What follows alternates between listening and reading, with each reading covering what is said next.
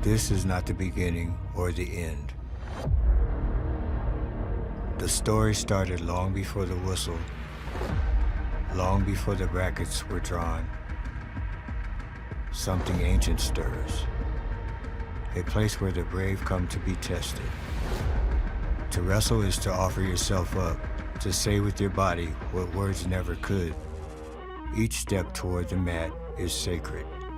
Every match is a question. Are you willing? Are you worthy?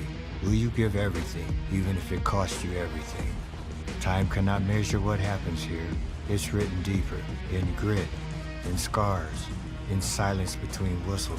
This is where fire meets fatigue, where the courageous bring their offering, where hearts are tested and warriors are named. This is wrestling. This is Fargo. Tonight, every match matters. Every point matters. Every second matters. This is Fargo, where legends earn their first stop sign, where future NCAA champions, world team members, and Olympic medalists first announce themselves to the wrestling world. 15 weight classes, 15 stop signs, 15 champions. Welcome to the 2026 Boys Freestyle Finals, live on FloWrestling. Let's crown some champions. Welcome in to the FloWrestling studios here in downtown Austin, Texas. I'm David Bray, joined by John Kozak. And Kozak, tonight it's the Junior Freestyle Finals from Fargo. Yeah, we have 15 incredible matches set to go down, and I can't wait to see what's going to happen because something unpredictable always happens at the Fargo Finals. Every single year. We've seen a bunch of unpredictable results already, but these finals matchups are absolutely loaded.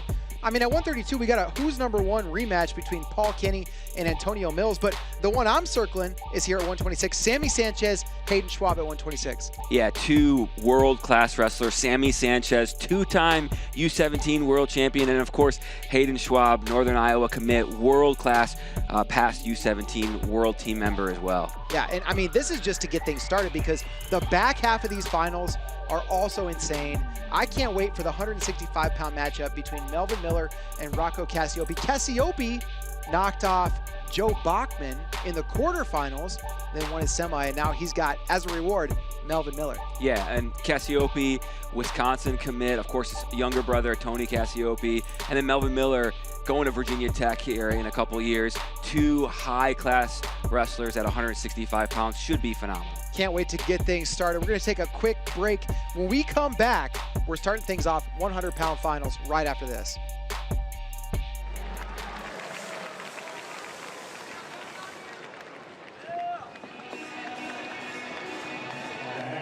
All right, here we go. First match of the night, going to be 100 pounds. Ty Martin out of Iowa. He's ranked 18th up at 106.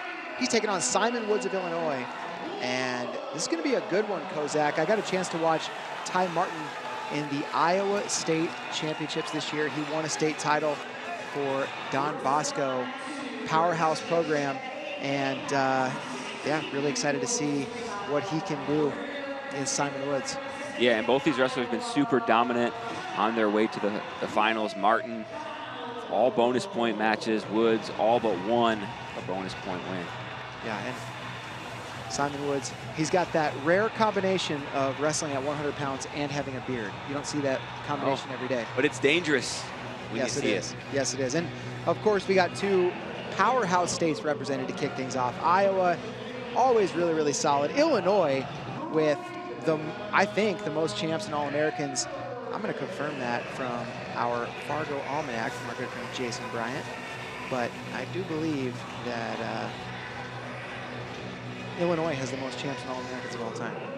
Yeah, you always see Illinois represented very well here at Fargo, and it's no surprise. And it's kind of fitting that they kick things off here at 100 pounds. No doubt about that. And here we go, action underway. It's Ty Martin of Iowa in the red, Simon Woods of Illinois in the blue. Illinois this year with those Route 66 singlets. Iowa, a little more of a traditional Nike look. And there's a snap from Simon Woods, tries to get to the leg, can't do it. Martin clears the position, now they're back up to their feet. Yeah, Woods did a nice job getting that left side underhook, working a snap. but kind of lost control as he looked to run that angle. Ty Martin, really tough positionally. Does a great job. And oh, look at this. Ty Martin with the 4. Just the 2 actually on the counter, and gonna look for another turn. Gonna get a gut wrench as they go out of bounds. 4-0 the lead for Ty Martin as they head back to the center. Yeah, would love to see a replay there, see why it wasn't for the shot off of Woods, getting pancake right to his back. Good start for Martin here. Yeah, Ty Martin, 4 points in the first minute. It's a good start. He can force Woods to take some initiative here. Ty Martin with that low stance makes it really tough to score on. And Woods taking some ground, forcing Martin to the edge of the mat. Martin circles. Good solid hand fight, both guys. Yeah, Woods needs to stay under control here. We've seen him get close in a couple different positions, only down 4.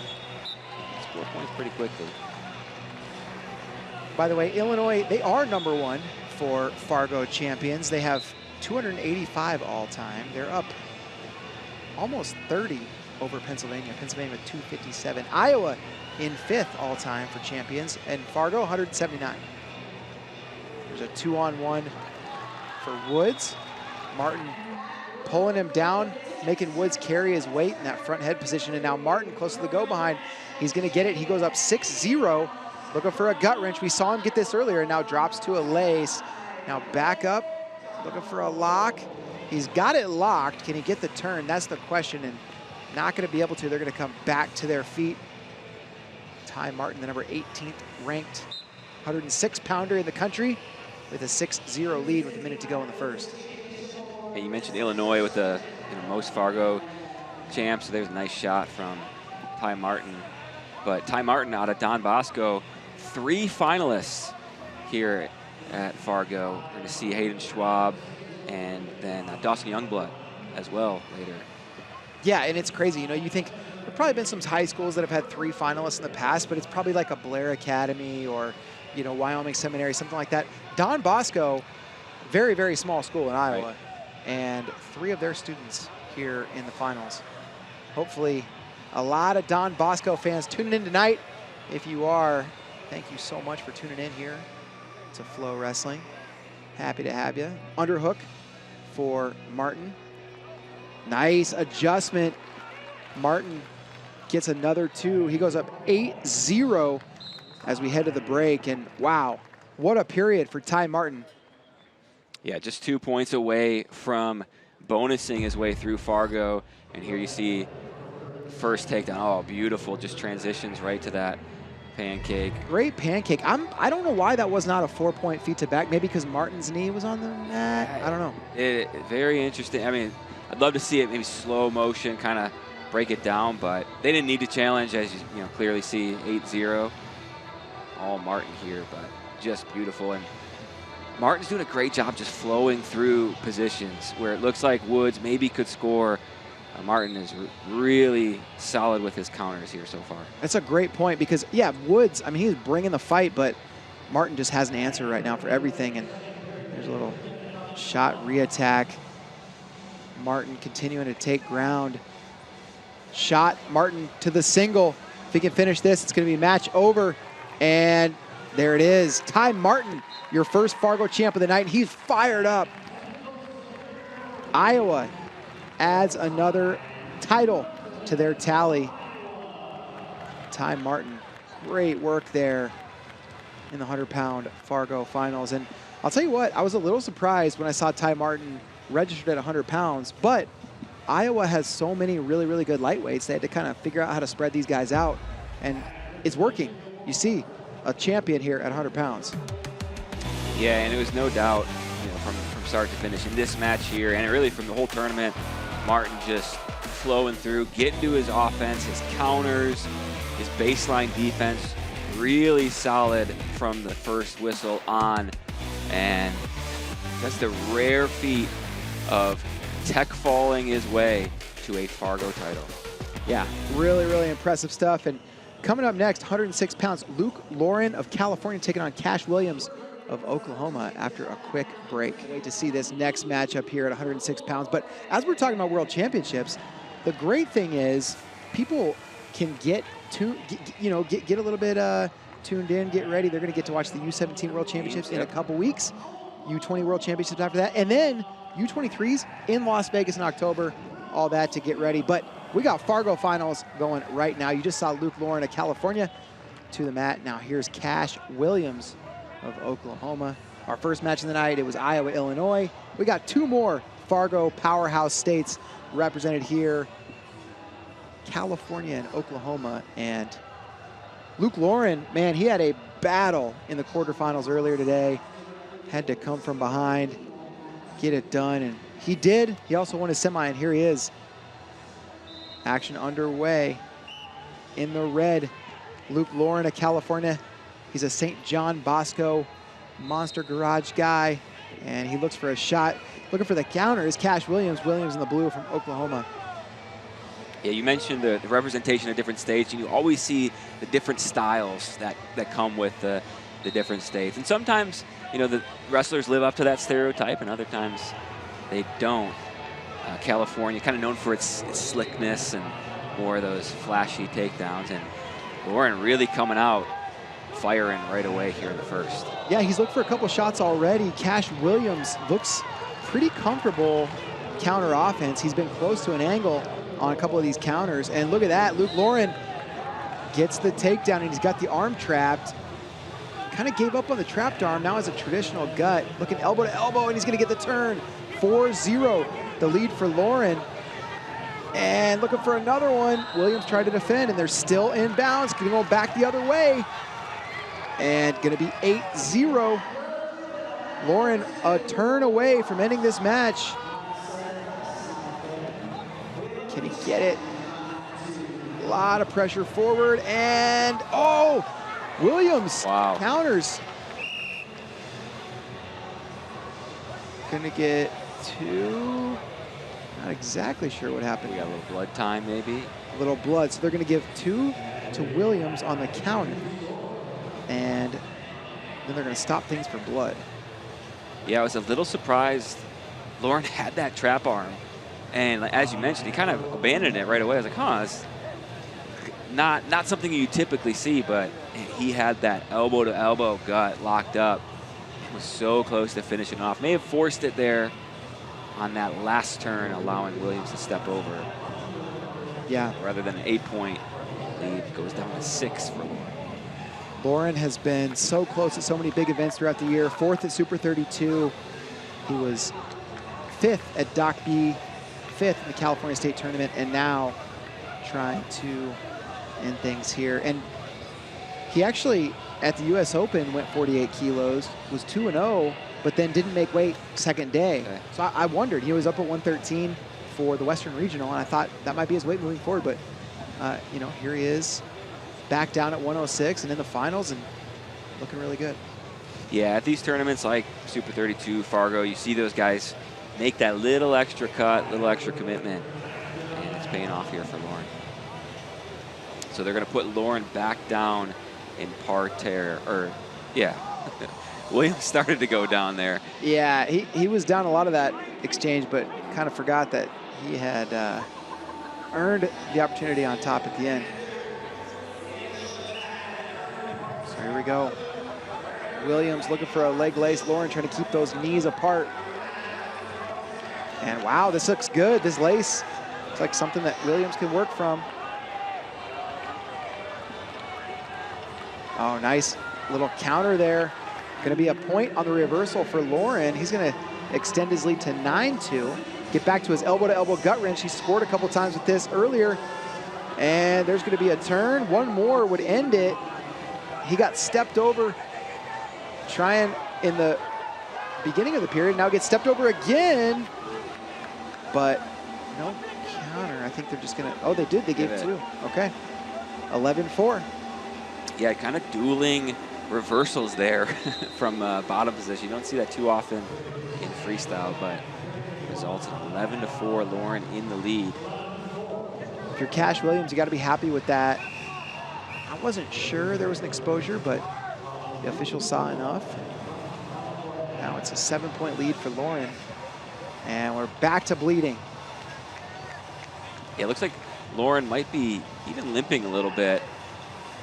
Interesting the way he's walking around.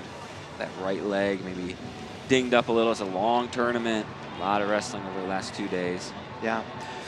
Mentioned Lauren with a pretty big cut to get down here to 106. And Cash Williams, similarly, he actually was a state champ at 113 in Oklahoma. He beat Kason Kraft, who was in the Fargo finals last year in those state championships. He also wrestled 51 kilos in the U.S. Open and wrestled in the Southern Plain Regional at 113. So big commitment for him to get down to 106. And you can tell he's a big 106 pounder.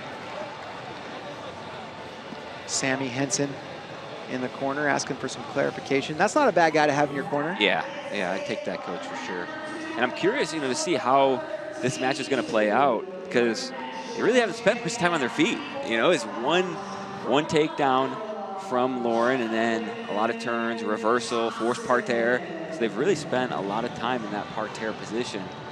We haven't gotten to see him work too much in neutral. Sam Hazewinkle over there in the corner. Also, Joe Smith, son of John Smith. Okay. Yeah, solid corner to have there. Joe Smith. Is he a two-time All-American? I believe he was a two-time All-American. Yeah, pretty good. Sam Hazewinkle, Olympian. A lot of good coaches down there in Oklahoma, as there are in California as well.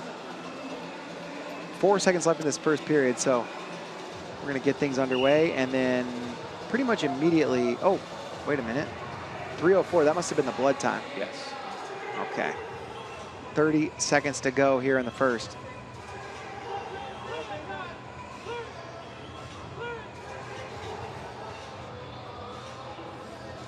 Lauren controlling elbows, little duck attempt, and nice counter for Williams, but Lauren squares up, uses that underhook to turn and face.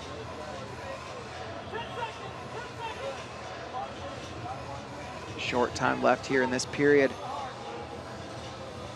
We haven't seen Williams really look to generate offense just yet as we go to the break. Curious if he'll make any adjustments coming out of this 30-second break. It's been all Lauren so far in the first period. It's Williams with those reversals, those counter exposures. There you see Lauren with that St. John Bosco headgear. Seems confident, focused, knows what he needs to do.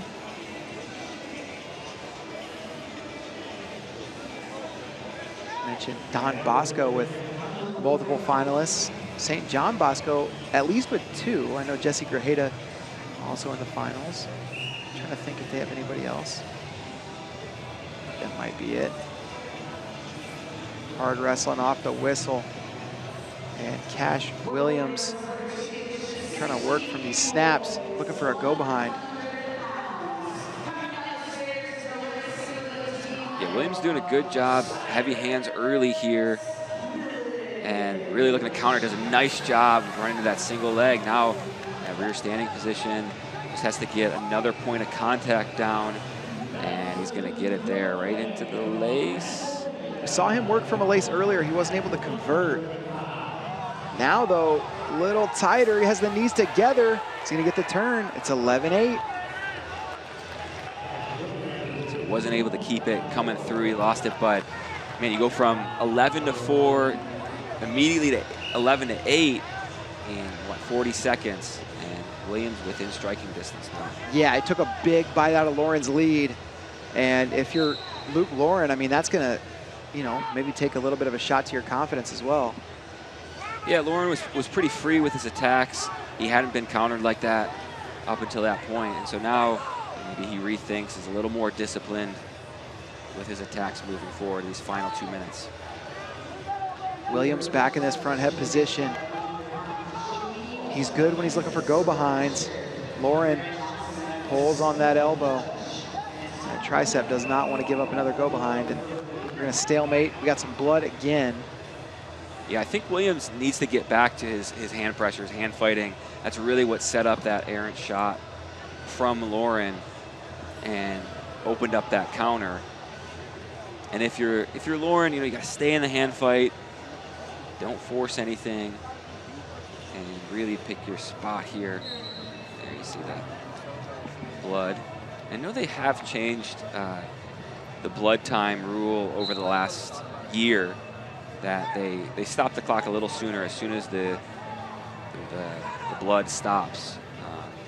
So they should stop this fairly soon. Fargo is where wrestling's future becomes wrestling's present. Watch the nation's best Greco high school wrestlers and girls freestyle high school wrestlers battle for a coveted stop sign at the Fargo Finals.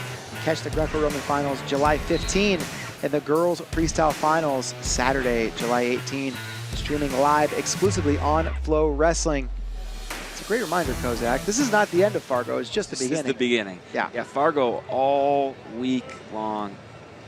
Really fun week of wrestling here. Yeah, and you see a lot of the same field that competes in the boys freestyle will also be competing in Greco. There's a day off tomorrow. Yep. Greco starts back up. That'll be Tuesday, Wednesday, and then girls action Thursday, Friday, Saturday. So yeah, and you get some guys, maybe freestyle specialists, but you also get Greco specialists, right? You do. And then you get the guys, they want to double up, or they're looking for redemption. Maybe they thought they were going to win freestyle, they take a loss, and they come back and try to win it in Greco. Speaking of coming back, here we are, a minute and a half to go.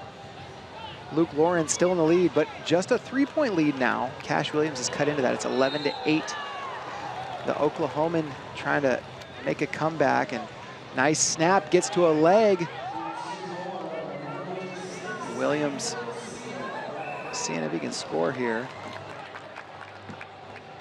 And there's a point on the step out for Lauren. 12-8 the lead. So it gives Lauren a little bit of breathing room, but I believe if Williams gets to 12, he'll take the lead on criteria. Shot. Lauren. Williams looking for that go behind again. Lauren seems to be wise to the game that Williams is playing, and he's doing well down there in that all fours position. Yeah, reminiscent of Zahid Valencia a little bit, right? Likes to work from his knees. A little cautious when he's coming up. Got to imagine working with Ruben Valencia, part of that. 25 seconds to go. And Williams asks for a little more blood time.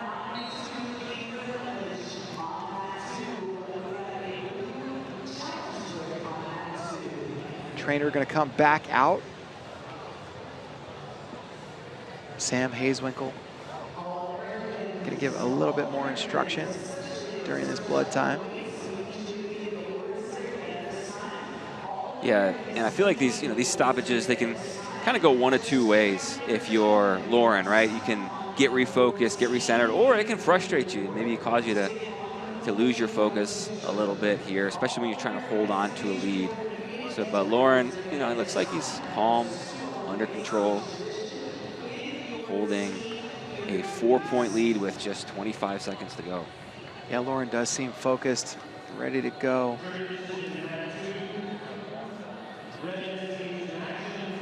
And here we go, 25 seconds left. If Cash Williams is going to get this match, it's going to have to be now.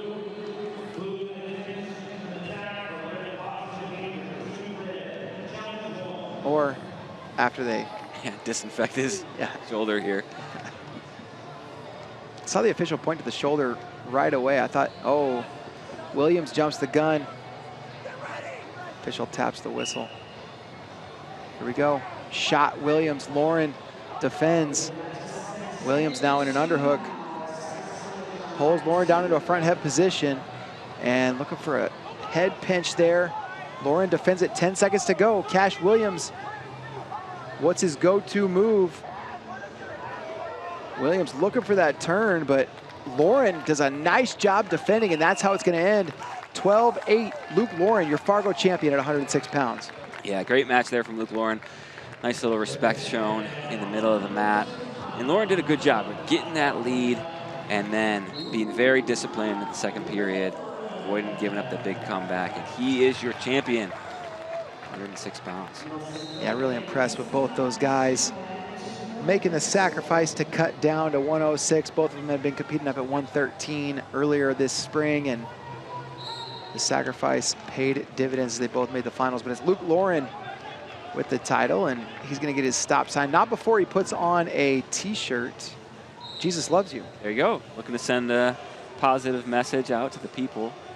And really hard-fought decision win there for Luke Lauren. We'll see the highlights. Recap of that match. Started. Nice little takedown right into the gut, but then the step over brought Williams back. Yeah, Williams able to get a couple of those counters, and you know, those were difference makers for him, kept him in the match. Cash Williams showed himself to be a very, very worthy opponent, but in the end, it's Luke.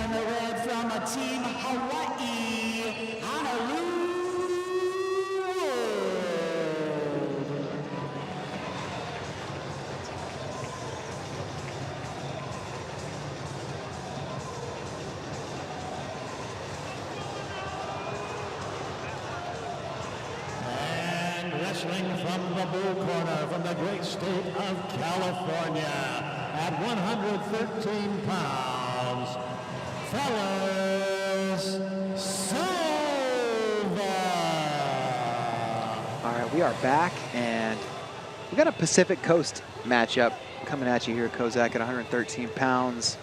In the red, Analu Wood, and in the blue, Dallas Silva.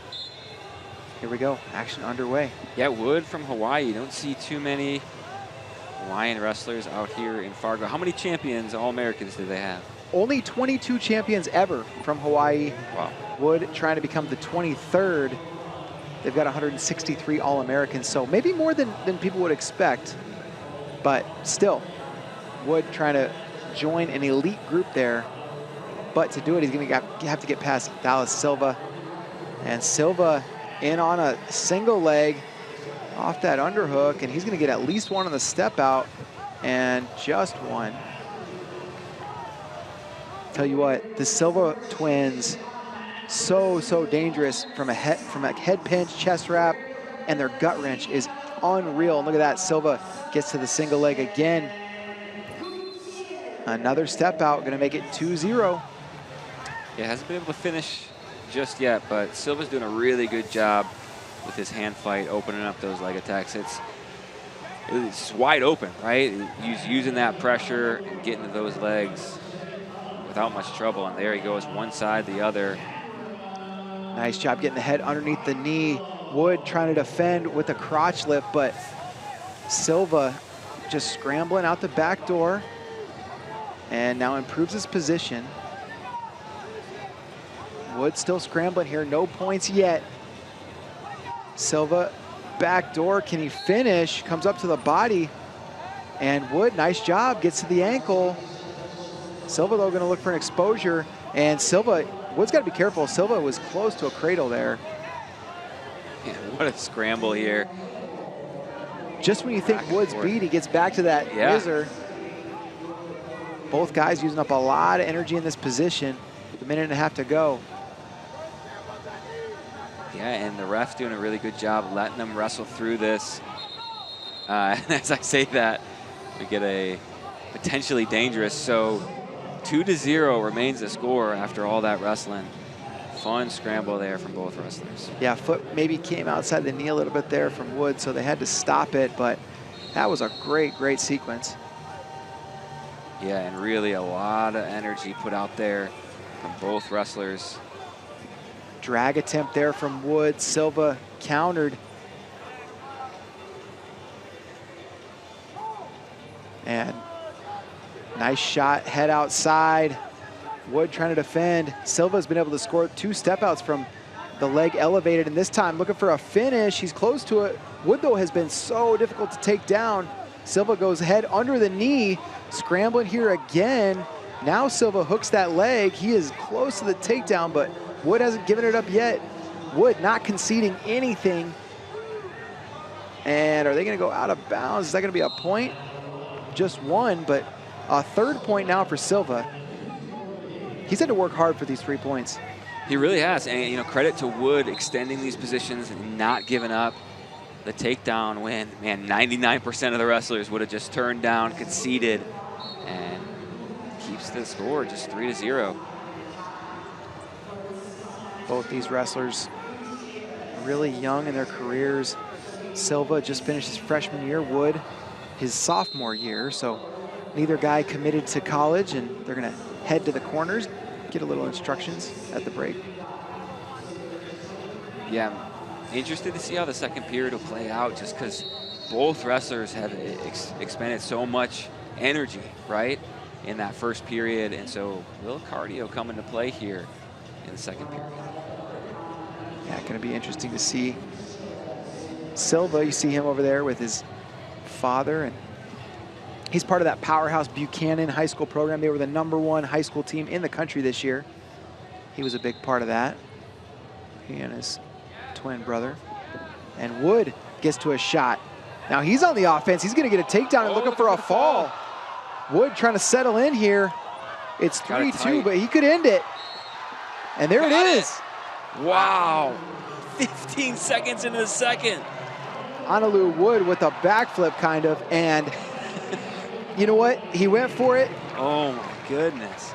He handled it. He got the fall, and man, just the 23rd Fargo champion all time from the state of Hawaii. That's big time for Honolulu Wood. Yeah, and it's so surprising coming out of the first period, goes right after it, gets it. Love to see that again. And Wood's gonna put on a t-shirt too. Yeah, I thought, and he said, nah, no t-shirt for me. It's inside out. Gonna shake some hands. I thought, you know what? I thought California might have the first repeat champions of the night, but not so fast. Honolulu Wood puts one on the board for Hawaii. Yeah, just incredible.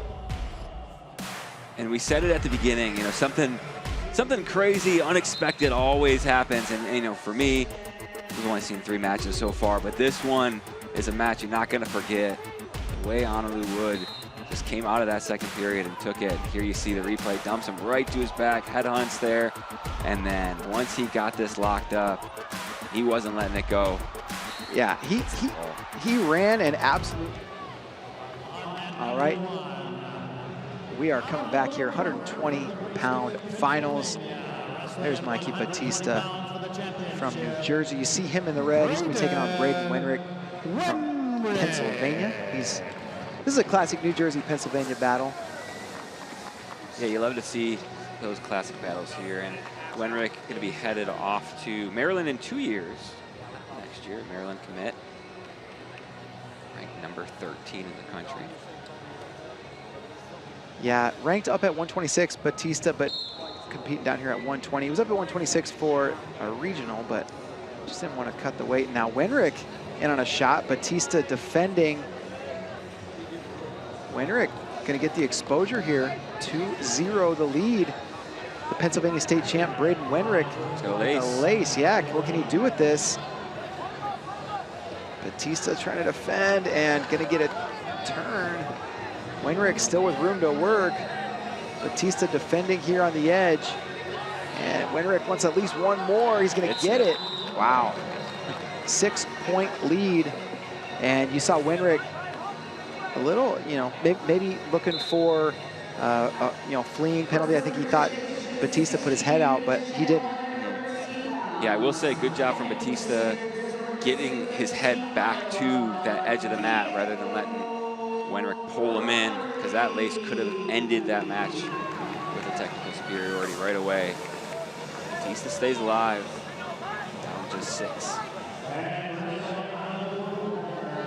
And Batista actually wrestled Wenrick at the Northeast Regional this year.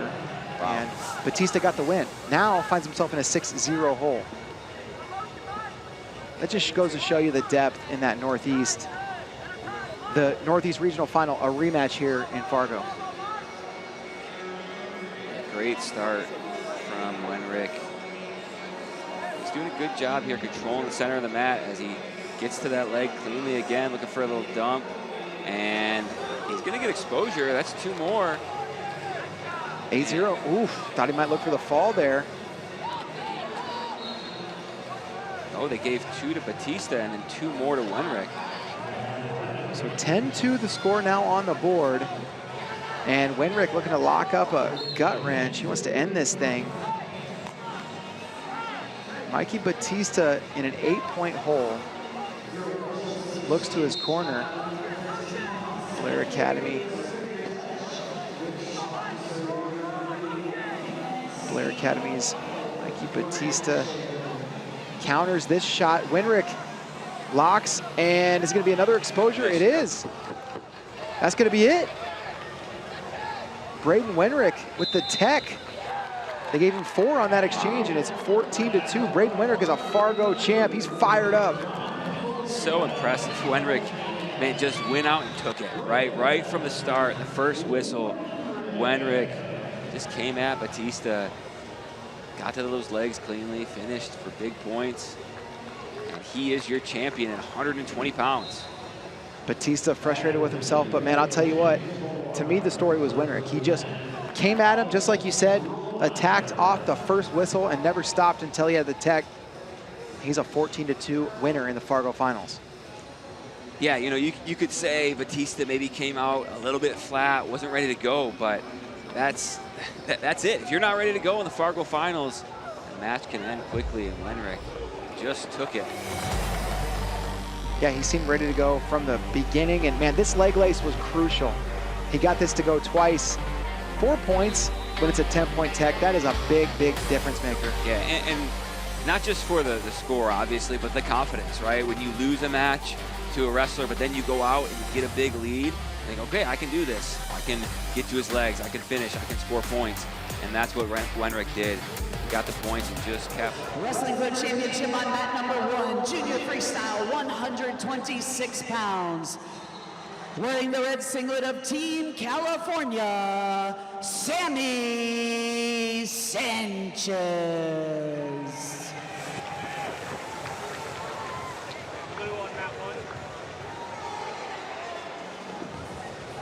On mat number 1, wrestling for the championship at 126 pounds, from Iowa, Hayden Schwab. All right, here we go, Kozak. This is one of the ones we circled in the pre-show, 126 pounds, Sammy Sanchez, Hayden Schwab. This is a rematch of the 51-kilo World Team Trials finals last year, U17 division. It was Sammy Sanchez getting the win in that best of 3 and then going on to win his 2nd world title. But here we go, in the red, Sammy Sanchez out of California taking on Hayden Schwab out of Iowa. Sanchez in the red, Schwab in the blue. Yeah, these two U17 last year. Sanchez gets to that little short fireman's dump, almost gets behind. These are first-time U20 wrestlers this year. Tried to make the team at 57 kilos. Just short. But these are two of the country's next best stars, right? Next stars you're looking at. We talk about Fargo. This is where you identify them, where you get a first look. And Sanchez and Schwab, you expect to see them on the big stage for years to come. There's the shot for Sanchez. Schwab with that 1-0 lead. Sanchez going to try to finish here. Schwab looking to defend. Scrambling really well here is Hayden Schwab. And as you mentioned, coming off strong U20 performances, Hayden Schwab 3rd at the U20 World Team Trials. And now Sanchez looking for the takedown. He's going to get it. Sanchez takes the lead. Already 2 lead changes in the first minute of this match. First it was 1-0 for Schwab, now 2-1 for Sanchez. Yeah, and I was really impressed with both Sanchez and Schwab, specifically at the US Open. Got to see him wrestle there. They both wrestled Isaiah Cortez really tough, who went on to win that US Open. And, you know, maybe younger, maybe a little undersized for 57 kilos, but just 2 really solid wrestlers here. Hayden Schwab committed to Northern Iowa, where his father, Doug Schwab, is the head coach. Sammy Sanchez not committed. I thought we might get a chance to follow his recruiting journey a little bit this spring, but the NCAA changed the recruiting Back a rules. little. Yeah, so he won't be eligible to be recruited until next spring. So we'll have to follow that when it happens. And there's a shot from Schwab, whistle blown, and they're gonna warn Schwab for passivity. First warning, I don't believe he's going on the clock just yet. And Sanchez keeps pointing to Schwab as if he's bleeding, and the official says, not enough, not enough for it to matter. Yeah, you see that one hand motion, that's the first passivity. If he uses two hand motions, that'll be the second, indicate the shot clock. Now the official verbally signaling to Sanchez for action, and shot Sanchez. Schwab defending with that head hands defense, and now working from front head position is Hayden Schwab. They're signaling passivity against Sanchez. Yeah, you know, I just realized we're, what, 5 matches in, and this is the first activity clock we'll see, and it really shows you just the amount of points we've seen so far, and we don't get it yet. Seems like we got a shot clock up there. So now both guys have been warned for passivity, so probably second period. If action does not pick up, we'll see one of these guys go on the activity clock. Yeah, and it's not for lack of trying that we're not seeing points. Both these guys, they're firing off leg attacks. They're getting close. Shot Sanchez. Mentioned Schwab and Sanchez, both 51 kilo guys last year, and sometimes you see wrestlers as they're making that transition from the 106, 113 weight range up to the 120, 126. They can have a little bit of trouble, but both these guys have adjusted very, very well. We're gonna head to the break. Sanchez with that 2-1 lead. Sammy Sanchez made the California State Finals this year, lost to Rockland Zinkin in probably one of the most highly anticipated state finals matches, regardless of state. That was a big time matchup there. Hayden Schwab won in Iowa handily. Schwab had a really nice U20 World Team Trials. He beat Henry Aslikian, world medalist in his own right, beat Paul Kenny, who's #1 a couple of times, beat Ezekiel Witt, NCAA qualifier for North Dakota State. Really proved himself there, did Schwab. Yeah, these are two guys where you know, it's hard to say anyone's a sure thing, but like you feel like once they get to the next level, you know these guys are gonna be wrestling for All-American honors, and really curious to see where they end up, what weights they end up in college once they get there. Guys are really excited to see their careers unfold. Yeah, I mentioned Sanchez not eligible to be recruited yet. Already, you hear rumors swirling. Some people say Oklahoma State. We'll see what happens. And there's a shot. Sanchez, nice single leg. Gonna elevate and trip. Maybe 4. Was there exposure there on the way down? What's the call? Yeah, we're gonna see a break come out. Our first challenge of the evening. 4 was the call for Sanchez, and man, Schwab kind of almost a little dive roll attempt there.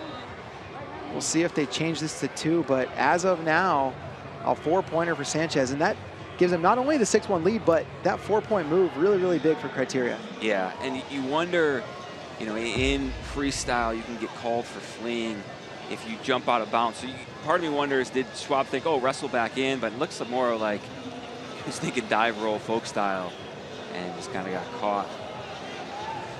Yeah, you know, that being said, I could see them just going straight 2 for exposure and maybe not 4 for feet to back, depending on if they thought the action was already kind of grounded. We'll see what they say.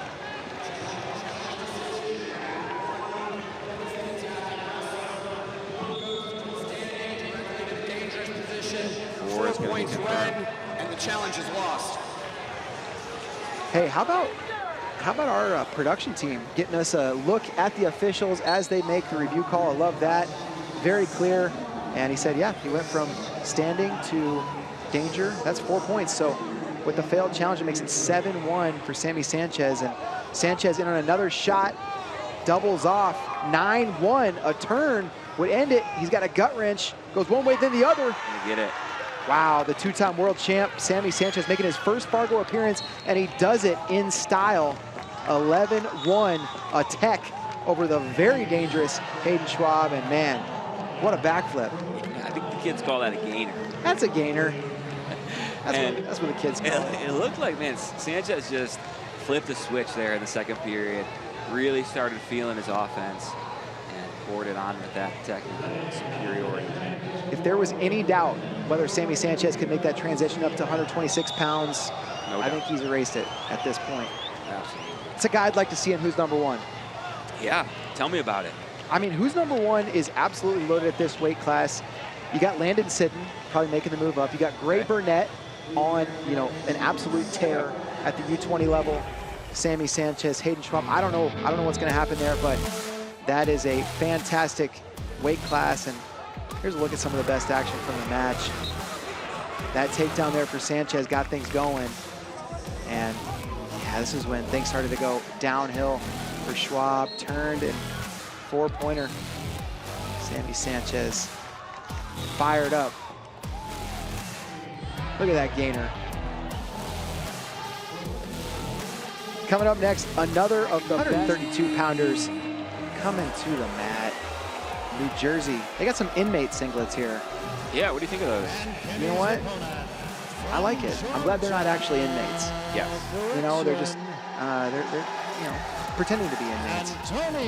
What's the connection there with New Jersey? I don't know. They got prisons there? I would imagine. I think they got prisons. I don't know. There's something. There's something. Somebody from New Jersey. Find out. Tell us what's going on. Boots on the ground. Let us know. We got Andrew Spey. He probably knows a lot about New Jersey and prisons. But more importantly, we got a Who's Number One rematch here at 132 pounds. And action is underway. Paul Kenny in the red taking on Antonio Mills in the blue. These two met at Who's Number One. Paul Kenny led that match 5-4. Late. Antonio Mills got a takedown as time was expiring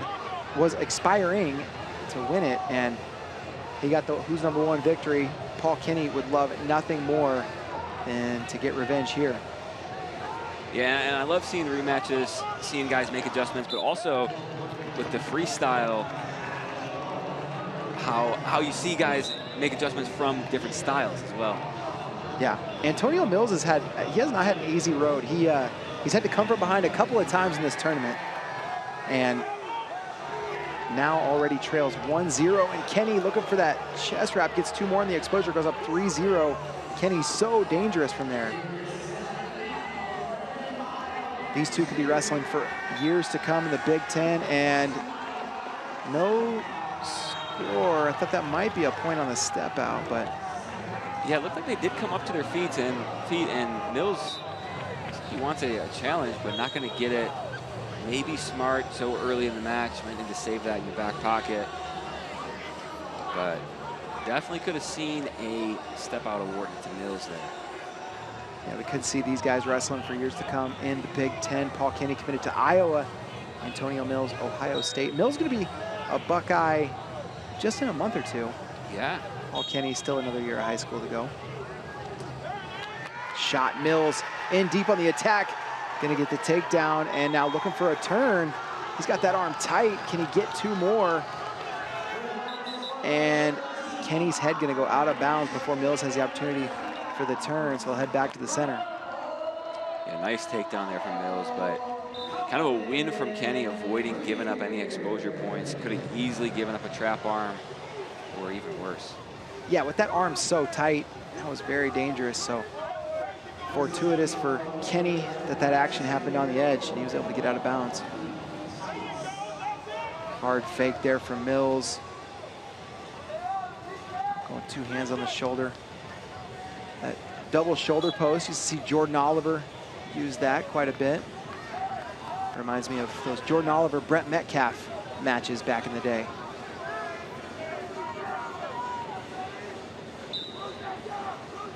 The baggy singlet look is in right now. Paul Kenny demonstrating that. Definitely different than when we were growing up. Yeah, we were pulling those up on the thighs. Yep, the tighter the better, the higher the better. That's not what the kids are doing these days. No, the kids have been watching the Russians. Which is great. We love that. It's good for everybody. Look at it, he's giving them the little backhand there. You see that? The Vito Arujau, the smell my finger. And there's a shot. Kenny re-attack from Mills. And then Kenny on that effort, he's going to get four, isn't he? Four offered and confirmed. 7-2 now Kenny taking the lead here with just 20 seconds to go in the first period. That was a great dump there from Kenny. Got the exposure. 4 points, and now 7-2 the lead. And it seemed like that's what Kenny wanted. He wanted Mills to attack. He was almost waiting to counter. And then surprising 4-point. Looked like it was just going to be 2. And Mills looking to score here at the end, and he does. Gets the step out. Got a point on the edge. Really, really nice work there from Mills. FloWrestling has your favorite sport covered in 2026. Stream live duels and tournaments all season, plus full match archives, in-depth rankings, and interviews with the athletes making their runs. If it's happening on the mat, it's happening live on FloWrestling. Great slate of action coming at you on FloWrestling. Fargo, we got a whole week of Fargo left. After Fargo concludes U17 World Championships, you got the U20 Worlds, U23s, Senior Worlds, and Antonio Mills in on a shot, darted in on that one, looking to convert. Mentioned Mills has had to come from behind throughout the tournament, looking to do it again, down 7-3, coming out of the break, in on a shot, and there's the takedown, 7-5. Don't forget though, Kenny with that 4-pointer, so Mills gonna need to score at least 8 to win this match. Yeah, getting that early takedown big there for Mills, putting himself within striking distance. A lot of time left. And Mills, he's asking for injury time here, slow to get to his feet. Yeah, pointing at the knee, just kind of pointing at it. And his coach, Chip Ness, out there to take a look along with the trainer. Little grimace there from Mills. He said, ow. Hurts. Yeah. So we don't see the cold spray come out. I don't know if they have that for sale in Fargo. Yeah, they might not. Yeah. Tell you what, the cold spray was in full effect yesterday when Kyle Snyder pinned Abdul Rashid Sajalayev. Sajalayev appeared to have a knee injury or a leg injury of some kind, and they really were right on. They were on it, and right away. The cold spray was, I mean, as much smoke as you see in a walkout in the tunnel. Yeah. Certainly added dramatic effect. Yeah. That, and we are underway now. Mills does have his knee wrapped up here. Quick wrap job. Nice low single from Paul Kenny. Mills trying to defend, and Kenny trying to bring this action up to his feet. Kenny with 1 4-pointer would love to get another exposure, and he elevates. And what's the call? Just 2 offered from the mat official. And it has been confirmed, 7-7. Kenny wants to challenge, and he could give up the lead if he loses this challenge. Yeah, I mean, watching it live, I don't think Antonio Mills exposed. Maybe he could have gone out of bounds, but I thought that Mills did a great job avoiding the exposure, turning in for the counter. Great to see this one again here. And of course, we're going to get another shot at our ref cam as well. I love it. I love the ref cam. And here's another look at that action. Kenny, you could tell he wanted another 4-pointer. And yeah, I don't think Mills exposed. Kenny pretty sure of himself that those were his points, but we'll see. Well, in most circumstances, right, you're not going to get a guy that can defend and react the way that Antonio Mills did there. So, you know, most of the time, Paul Kenny does something like that, probably gets exposure. And here we go. We're going to hear from the official, Sammy Julian. He's going to weigh in. Challenge decision on mat number 1. We had a counterattack by blue, placing red to his hands, and then we were chest down out of bounds. The original call of 2 blue stands, and the challenge is lost. Now, the challenge ends up costing Kenny the lead. He was leading on criteria, giving up those points, but because of the challenge, he now trails 8-7, and he's got to come get it. Yeah, and crazy to think, he had a 7-3 lead just 45 seconds ago, already erased, and now he's playing catch up here. But still, just a lot of time left to go in this one. Antonio Mills up at 132 is interesting for the Ohio State lineup. Nice shot, Mills. Now a whizzer seatbelt position, and Mills doesn't give up on it. Gets the takedown. It's 10-7. Mills extends his lead, looking for a trapped arm. And now a cradle. Can Mills get it? No, it doesn't look like it. But it'll be interesting to see what the Buckeyes do with Mills. thought he might be a 125-pounder, but he seems to have outgrown that. And of course, you got Ben DeVino, and there's a shot from Kenny. No exposure yet.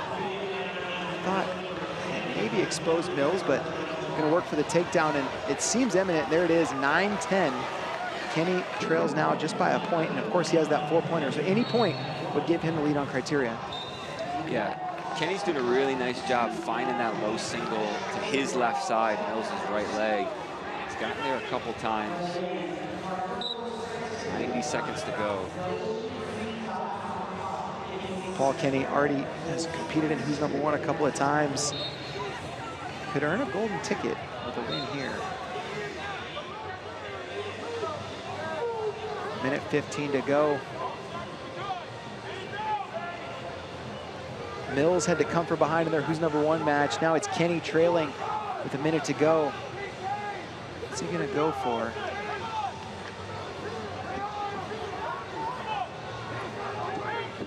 Back to that low single, swing and a miss this time. Now Mills, and a single of his own, and stop that, potentially dangerous. Trick knee there from Kenny. Stalemate saved him. Mills was in a good position to finish there. These two have wrestled so many times over the years. There's a shot from Kenny. Mills stuffs it. Now looking for the counter is Mills, and Kenny, can he get an exposure? Nothing yet, but now close to 2 for Antonio Mills. He extends the lead. It's 12-9. 30 seconds to go. Antonio Mills in control, but this thing is not over yet. 20 seconds left. This is Paul Kenny's final opportunity. He's gonna need some magic here. Just needs to get to 12. Step out and a takedown will do it. Nice job for Mills circling back in. Kenny was forced him to the edge. Kenny looks for a duck. And that's going to be an attention against Mills. 11 seconds to go. Short time left. Kenny looking for an opening. Mills not giving it to him. Wizard seatbelt position. Time's going to expire. Antonio Mills fired up. Jumps into Chip Ness's arms. Ness. Pump 2. Oh, wow, he's blasting. The crowd. He's blasting the crowd. Wow. I thought we might see the backflip. Antonio Mills, he tried the backflip at Who's Number One. It came up just short. Thought he might try one more time. And he's fired up. Hand raise, Antonio Mills. He gets it done. Really impressive stuff. Wins Fargo back-to-back appearances. Yeah, and just a great match. Come from behind, down 7-3, comes back for that 12-9 decision. And I think we're gearing up for a backflip here. Oh, here we go. Let's see. Oh, no. Camera cut away. Did he finish it? We'll never know. We'll never know. And there you see that first takedown from Antonio Mills. Man, that 4-pointer was nice from Paul Kenny. Man, the second period, all Antonio Mills able to come from behind. Really a nice cap to his high school career before he goes off to Columbus to Ohio State. Yeah, fantastic work. And we are going to get a chance to see whether or not Mills landed this backflip.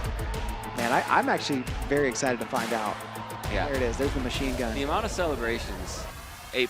You love to see all the celebrations from Antonio Mills, and maybe we'll see the backflip some other time. Maybe another time. Not right now. Oh, here we go. Here we go, baby. Did he land it? Oh, no problem. Fantastic. Coming up next, 138 pounds. We're going to take a quick break. We'll be right back.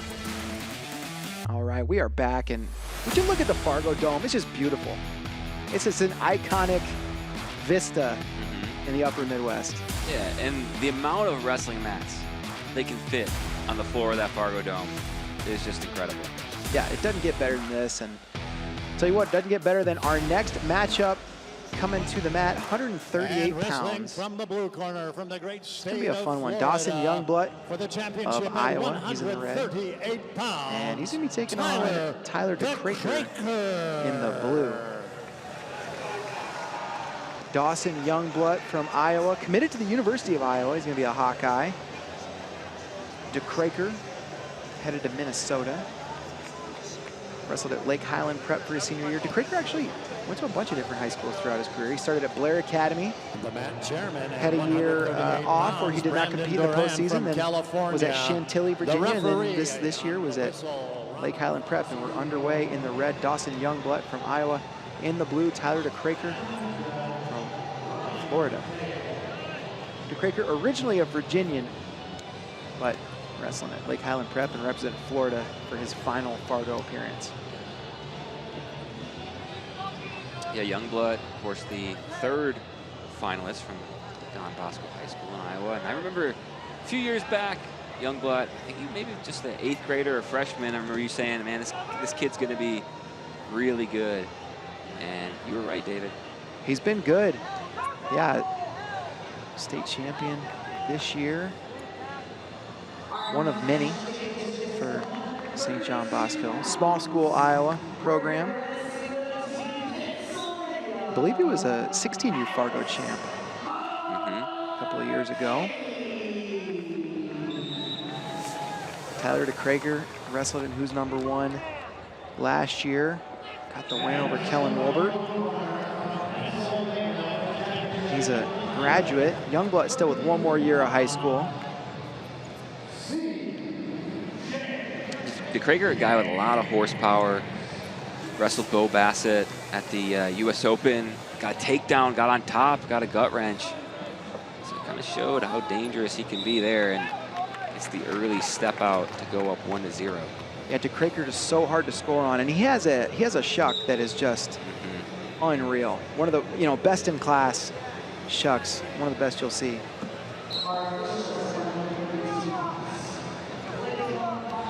Hard tie there from Youngblood. Pretty physical hand fighter.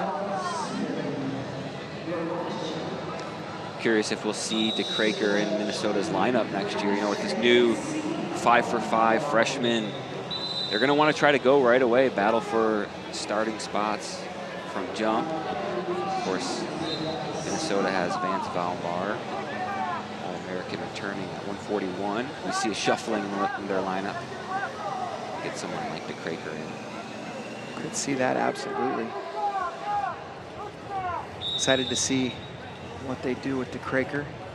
Interesting to see him at 138, wrestled a lot of the season up at 144. Even Iron Man, where he made the finals, lost to Jordan Rainey there, Beast of the East, Escape the Rock, all those up at 144. 65-kilo guy in the U20 circuit, but now 138. And the weigh-in rules for Fargo give you a little bit of room for error.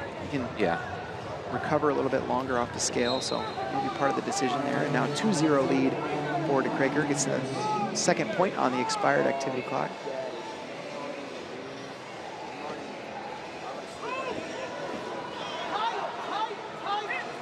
Youngblood tried to beat DeKraker at his own game, tried a little shuck there. DeKraker was ready for it. Caught him and stalemates out of that head pinch.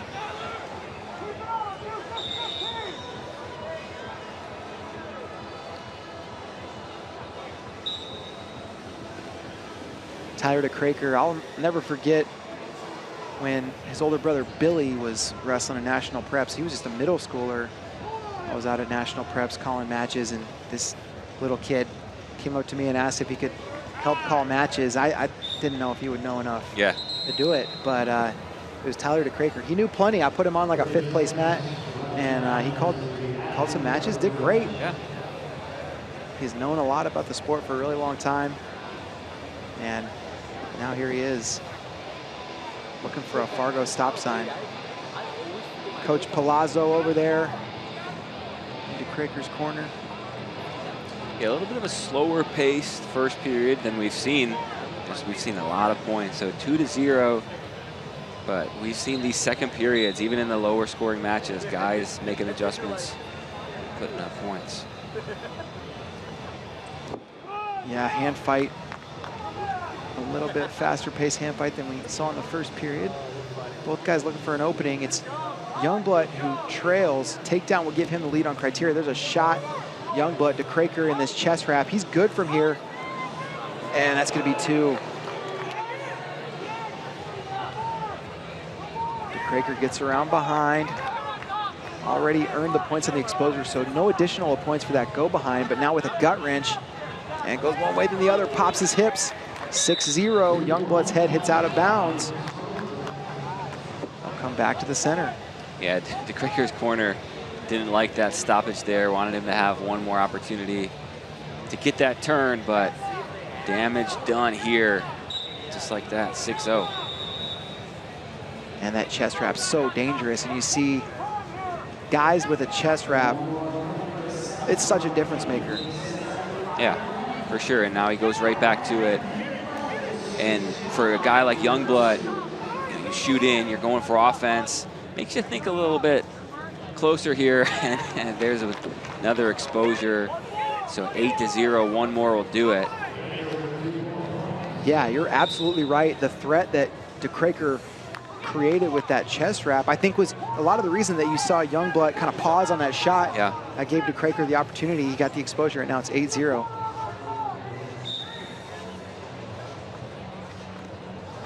And now the margin for error just closes here for Youngblood. Down 8 points, one more takedown or exposure for DeCraker will do it. Yeah, it's a little bit of a catch-22 here for Youngblood because you've got to score. You got to look for an opening, but your best shot has turned into points for your opponent, so what do you do? Yeah, DeCraker doing such a great job. Holding position, not forcing anything. Getting to his strengths. Just over a minute to go. Youngblood's got to sprint to the finish here. DeCraker staying patient, staying disciplined. He knows Youngblood has to come to him, and that's going to be a point for Youngblood on the step out. DeCraker's head hit first. So 8-1 now with 1:06 to go.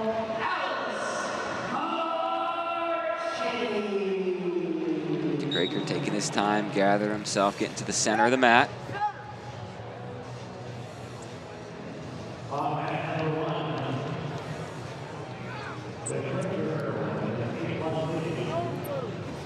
Nice little duck attempt there for DeCraker. Didn't fully commit to it, didn't need to. Shot, Youngblood. Youngblood gonna be close to another step out, and there it is, 8-2. DeCraker looks like experiencing a little bit of discomfort there. Winces and just gets back up. Yeah, you mentioned the cut. Maybe he's feeling that a little bit. Long tournament, just 40 seconds to go. And he can afford giving up a step out or two. Just 30 seconds left, holding that 6-point lead. Shot, Youngblood, DeCraker defends. I'm interested in DeCraker's shoes. They just look like all black. No laces, no logo, just black shoes. Now back to that chest wrap. Now it's a head pinch for DeCraker. Youngblood scoots out of bounds. That's going to be a point, and I wouldn't be surprised to see a caution there. He just backed straight out. And there is going to be a caution in addition. 10-2. DeCraker going to get an opportunity in forced parterre.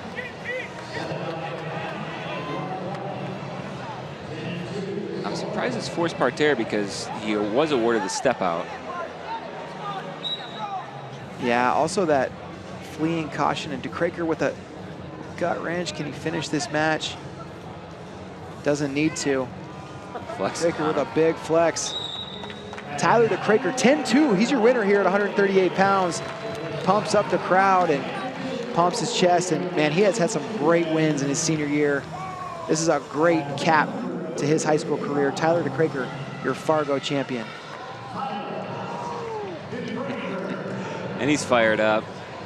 Lets out the big woo, and really impressive work. And for me, it was the defense that sets up the offense for DeCraker in this one. Getting that 10-2 decision, and really never a doubt, right? Never in danger losing this one from the start. Started with the step outs and then those chest wraps the difference maker for Dakota. Yeah, chest wrap really did prove to be the difference. Not just because the points Dakota scored from it, but it just kept Youngblood to get into where he's good. And awesome, awesome work for Tyler Dakota. They're those all black shoes. I haven't seen those before. Nice work, Tyler Dakota. Youngblood proved he belonged, but man, in the end, Tyler Dakota just too much for him.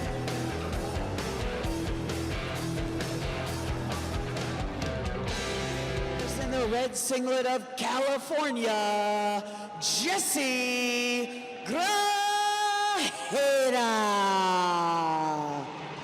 And his opponent for the championship at 144 pounds from Indiana, Braylon Reynolds.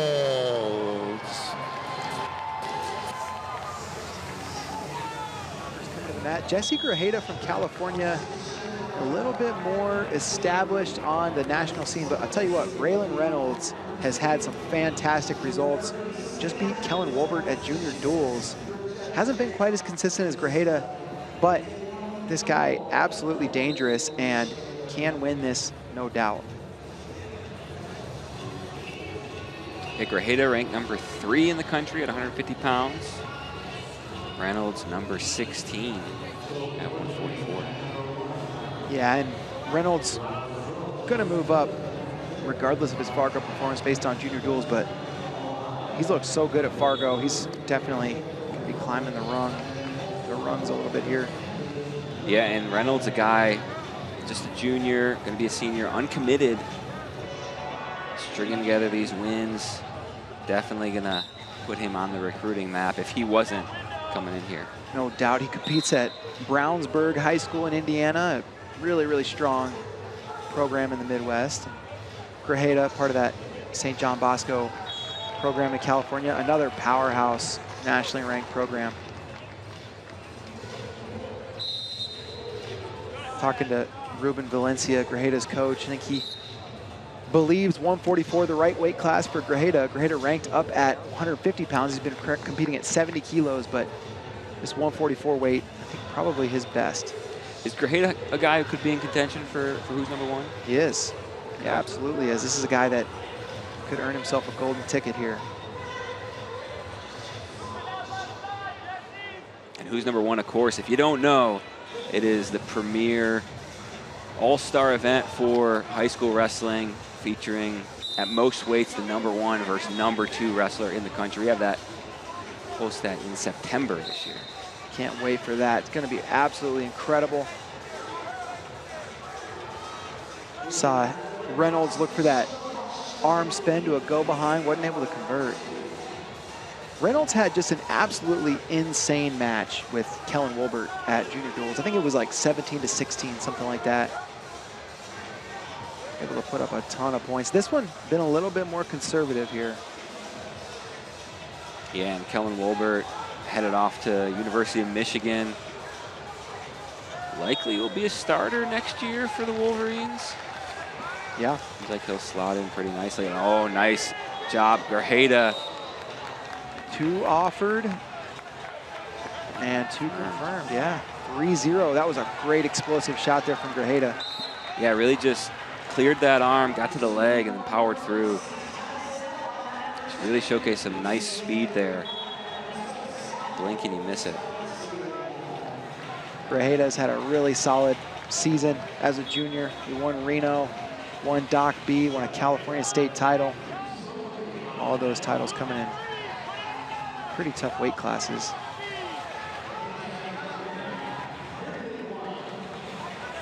.25 seconds to go. All Jesse Grajeda so far, but just a 3-point lead. Reynolds taking some ground. Even 1 point on a step out late would be big for him. Grajeda circles, gets his back to the center. Nice edge wrestling from Jesse Grajeda, and he's going to take a 3-0 lead into the break. Yeah, smart first period there from Grajeda. Held a really nice position. was able to strike really fast. This takedown, we're gonna see on our screen right now. Yeah, here's another look. Got to the single and then changed off to a double, ran him out of bounds. You know what? Great job by Reynolds to keep that chest to the mat. Yeah, absolutely. Grajeda switching to that double. Looked like he could have got 4. Reynolds keeps it to 3-0 as we start the second period. Yeah, one of those little things for Reynolds. You know, he lost the position, but didn't lose all the way, didn't give up the 4-pointer. Yeah, and what I want to see here in the second from Reynolds, can he open Grajeda up? Grajeda's doing a really nice job holding position, kind of winning that hand fight, and Reynolds going to that 2-on-1 here early. Grajeda, though, clears out of it. You saw Reynolds earlier work from that arm spin. He tried to go arm spin to a go behind. Seems pretty comfortable in the ties in the upper body. We'll see if he tries to advance through an upper body tie here in this second period.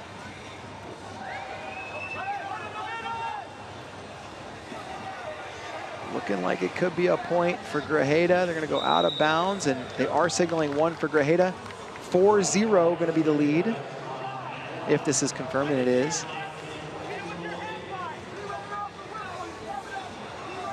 Yeah, really close there on the edge. Reynolds very easily could have got point himself there, but big little win. The game within the game, that edge wrestling from Grajeda getting the point. There's an attention against Reynolds. Reynolds, you can tell, pretty competent in the hand fight. Looking for his opening, just hadn't been able to get it. Now Grajeda wrestles into a head pinch position. And Grajeda looking for a go behind. Reynolds kind of scooting his back off the mat. It's going to be another step out for Grajeda. 5-0 the lead. Thought there was an outside chance we might see a caution there. We saw that a couple matches ago where guys that scoot out of bounds, they can caution you there, but they didn't see anything caution worthy against Reynolds.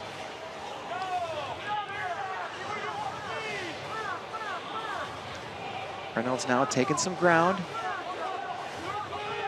Until he wants Grajeda to push back in. He wants to throw and looks for it. Grajeda, though, going to get the go behind. 7-0. Braylon Reynolds was pushing in, really hoping that Grajeda would push back so he could launch him. Grajeda, though, just stayed patient, stayed in good position. Ended up taking advantage of the mistake, and now it's a 7-0 lead for Jesse Grajeda.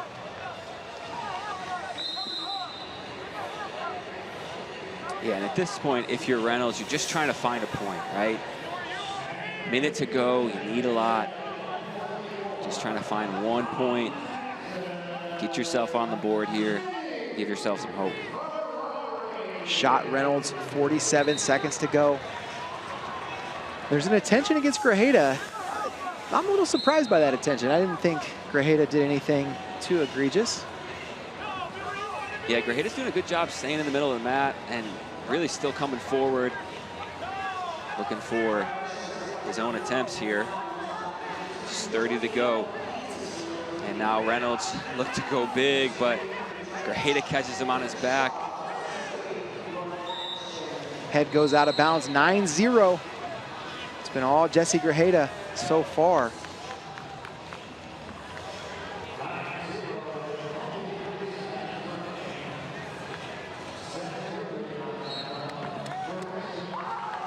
And there's the technical superiority. 2 more points.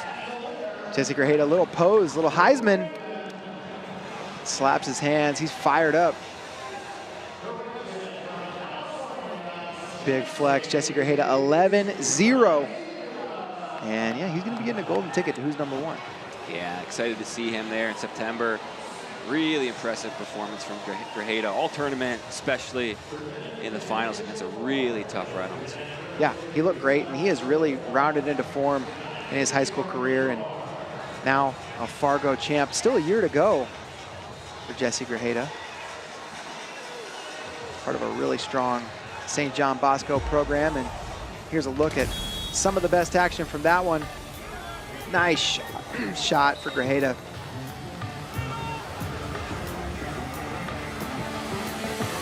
Braylon Reynolds, he brought the fight, but in the end, Jesse Grajeda just too much. He's your Fargo champ here at 144. Nice job there from Grajeda. Jesse Grajeda kind of ready for everything in that match. Yeah, no doubt, start to finish. Yeah, well, Kozak, we're about halfway through these finals. It has just been, you know, a real treat so far. So much great action. Imagine being Jesse Grajeda right now. You're getting a golden ticket from Andrew Spey. What's better than that? Not much. I mean, if you're a junior in high school, you're working all summer, all year long, and then for it to culminate with a Fargo title and then a golden ticket to who's number one, it's got to be, you know, the dream, right? Yeah, incredible stuff. And, man, 8 weight classes down, 7 more to go. This is going to be a good one. Jason Doobie coming to the mat. Man, what a performance he has had here in Fargo. He knocked off Clinton Shepard earlier today. That was a big-time upset for Doobie. Here we go, action underway. In the red, Jason Doobie from Pennsylvania taking on Davis Perro from Minnesota. Perro in the blue. Doobie from, well, he wrestles in Ohio at Spire Academy, but from Pennsylvania, and nice little go behind. Great job with that lateral motion, and now looking for a leg lace. Perro keeping those knees apart. Davis Perro from Minnesota. He's from Farmington, committed to Nebraska. He's a senior, so he's gonna have to try to fight his way into the lineup next year. Yeah, for real. It's a tough lineup to fight into, and Doobie, just a sophomore, gonna be a junior next year, uncommitted. Obviously gonna be highly sought after recruit. Yeah, I'm always gonna remember Iron Man. Doobie, he came up to me, he said, "Are you gonna be calling the quarterfinals?" I said, "Yes." And he asked me, "Are you gonna call the Bo Bassett match?" I said, "I don't know, it depends where they assign it." And he's like, "I'm gonna beat him, I'm gonna knock him off, I'm gonna upset him." He didn't do it, but that confidence you can see paying dividends here. Knocked off Clinton Shepard, now in the Fargo finals with a 2-0 lead, and all that confidence not wasted on Jason Doobie. I mean, that's what you want in a wrestler, right? If you're a coach, you want someone that believes they're gonna win every time they take the mat, no matter who they're wrestling, regardless of the name, regardless of the accolades. And I'm sure that confidence is, you know, what's got him here to the finals with such a huge bracket. You know, you look at some of these brackets, hundreds of wrestlers. Yes. It's pretty daunting to just see it and say, wow, there's got to be one guy to navigate this. Yeah. Right now we got Doobie and Perro. Both these guys ranked in the top 20 in the country. Perro sitting at number 20. Doobie number 7, but with the win over Shepard, he's going to be moving up.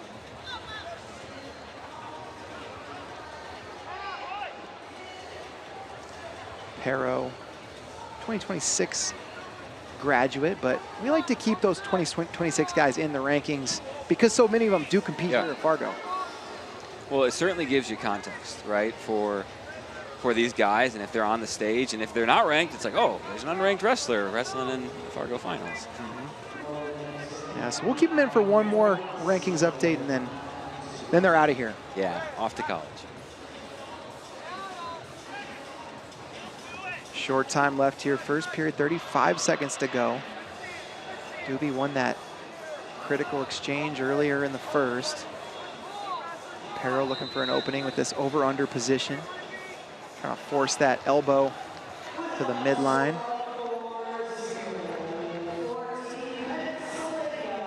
You know what I love is a lot of these high school wrestlers, you already see them against guys in college. You're on the senior level. You know, we're going to have Melvin Miller here in a couple matches.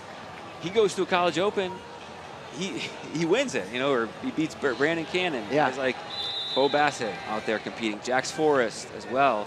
So then that allows me to then rank them immediately as their true freshmen. Yeah, absolutely. So just that early takedown, the difference from in this one from Doobie, 2-0. And we've been blessed here. We've gotten a lot of points. Yeah. Not Not boring matches, but in the least. Yeah, and especially in these second periods. That's when Yes. you've really seen the points go up. And this match a little slow in terms of points, but just 3 minutes in. Doobie level changing, looking for an opening. Well, I think that's because you see how much Fargo means to these high school wrestlers. They don't want to lose a 2-1 match, a 2-0 match. They want to go out looking to try to score. They got a little eye poke there. Get a short stoppage, hopefully. Just got a message from our guy Andrew Spey, Jesse Grajeda. His golden ticket has been delivered. Okay. He said, who's number 1? That's been a goal for him. It's been a motivating factor That's great. for him throughout his career. So he'll get his opportunity in September. That's the thing with who's number 1. It's been around long enough now to where these guys, that's all they know, right? Yeah. That is some of their Super Bowl, right? That's their goal that they're working towards. And so to get there after winning Fargo, it's got to be a dream come true. Yeah, absolutely. Great accomplishment. Now we're back to action here at 150 pounds. And we'll see Harrow put on the activity clock here. He has 30 seconds to score. Can't see it on the screen yet. I'm not seeing it either. Perhaps that was just the first warning. Could have been. I was trying to, the camera panned and you could see on the mat scoreboard, I was trying to see if the clock was counting down there, but didn't see it. And there we go. The clock, I think they're gonna have to figure out when the clock should have started, because now it's on your screen, but it should have ticked down, Right. I don't know, 10 seconds or so. Yeah, and you saw the referee use those two hands, give the motion to start that activity clock, so should have been rolling. Jason Doobie, you mentioned Spire Academy in Ohio. That's an elite athletic brand, elite athletic high school, and Doobie kind of the flag bearer for them. He's one of the first Spire Academy guys to be trying to win a Fargo stop sign and try to put them on the map. They've had some successful wrestlers, but he, I think, right now, trying to pave the way, try to prove that Spire Academy, a place where you can get that done. Good to see programs like that at wrestling. And here's our We're on a technical review on mat 1 to Technical verify review. time Okay. for activity time. Technical review on mat 1. yeah, Spire Academy, big time program. IMG Academy just adding wrestling for the 2026-27 season, and it'll be fun to see how they fit into the national landscape, just like it's been fun to see Spire. Yeah, I mean, the coaching staff that IMG's putting together is just, it's like a D1 coaching staff, right? You got It really is. Enoch Francois, you got Kevin Jack, right? Who else they got over there? They got Scotty Boykin. Right, yeah. He's over there. Let's see, who else? Jerian Beats is, I think, the recruiting coordinator. Every single coach on their staff has D1 accolades. Yeah. So yeah, it really is like a Division I coaching staff. You know, I noticed, we talked about New Jersey singlets, the prison theme, right? We got Pennsylvania. In past years, they've been repping the Pirates, the Phillies. They went away from that. Yeah, two straight years they were all baseball, and now now they're going more. I don't know. Cool Style, flash. cool pattern. Yeah. like a yeah. Yeah. You know what? It would have been cool to see some World Cup flavor. Okay. You know? Yeah. A little soccer flavor. Yeah. Instead, they just went like a kind of like a Zebra. tiger. Yeah, zebra. It's a complicated pattern. That is for sure. It is. You can't stop looking at it. You know? Yeah. And the trim is like a speckled different. We had a couple different patterns going on. And I was told from Andrew Spey that the New Jersey singlets is because they were ruthless and not even prison could hold them. Okay. But I don't know if that's official. So it's like we're just going to wear our prison uniforms out in public, and there's nothing you can do about it. Nothing you can do about it. Left in the second period. All right. Sammy Julian with his sparkly T on his shirt has announced that got the time situation figured out. So we got to find out next from Andrew Spey. What does that sparkly pin mean? Yep. It's a T. Was there like a crown on the It T? seemed like there was. All right, activity time now going to tick down, and that's going to be another point for Doobie. He's going to go 3-0.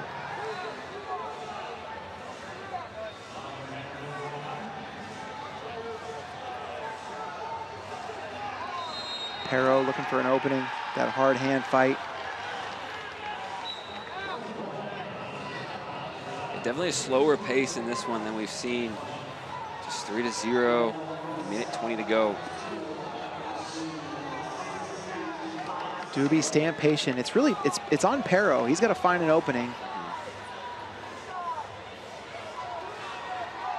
Jason Doobie reached the finals of the U17 World Team Trials in April at the US Open. Fell to Cam Howard in that one. Howard, really tough 157-pounder. U17 World Team member this year. Got to win it. Who's number one over Wyatt Medlin last year, and another point going to go on the board for Doobie. It's 4-0. You can tell a lot of these young developmental wrestlers been working that whizzer on the for the step out quite a bit. We've seen that come into play in 3 or 4 of these finals matches. Nice shot, Doobie. Low level attack. Had to give up on it though. Pero threatened. And now Pero, he's got a cradle locked up. Bails on the cradle. Look for a trapped arm to Pero. Doobie defending. A turn would give Pero the lead. It's 4-2. And he's going to pop his hips. Wow, 4-4 now. Pero leads on criteria. He's got a leg in. And now Doobie's got to come get it. Doobie led the entire match. Was up 4-0 until just now. Pero with the takedown and the gut wrench. He has the lead. Shot Doobie in on the single leg. Goes up to the body. Pero defending with that whizzer. And Pero gonna hip him over. Look for the exposure. But Doobie gets the takedown. Short time. Reminiscent of the win. Oh, they gave him 4. They said 4 for Pero. Just 1 for Doobie. There's a leg lace. Can he pop it one more time? We're gonna see a challenge here for sure. 8-7 is the score on the board. Now they're gonna see, was that a 4-point exposure for Pero? Or was it only 2? If it was only 2, Doobie's gonna win this match. We talked about the pacing, right? 3-0, looked like it was gonna be a low scoring match. And just like that, 8-7. And we have a challenge at the end to decide the match. Crazy finish here at 150 pounds. And this is reminiscent of of Doobie's quarterfinal match against Clinton Shepard. In that match, Doobie trailed, got a takedown as time expired. And so they're going 4, they're going feet to back exposure there. Then 1, then 2. Challenge decision, mat 1. Blue makes an attack, taking red from feet. 2 danger, 4 points blue. Then 1 reversal for red. An additional turn by red. Makes 2 more red. 4 blue, 1 red, 2 red is confirmed. Challenge lost. Wow. Davis Pero gonna get another point on the failed challenge. 9-7. The Farmington, Minnesota graduate gets it done. He's headed to Nebraska with a Fargo stop sign. Let's go, says Pero. And man, what a memorable way to win a Fargo title. Down the whole match, and then right at the end, you get a 4 to seal it. Yeah, I mean, what a fight. You know, down 4-0, took the lead on criteria, then gets that 4-pointer, hangs on. I mean, fantastic wrestling from Davis Pero. He just stayed in the match, got it done. Early takedown you saw there from Doobie. Yeah, it really was all Doobie until it wasn't it? Yeah, and that's what you get. I mean, these unpredictable finishes, unpredictable Fargo finals. Something crazy always happens. I didn't think it was going to be in this one, but turns out, great finish. Yeah, man, that was fantastic perseverance.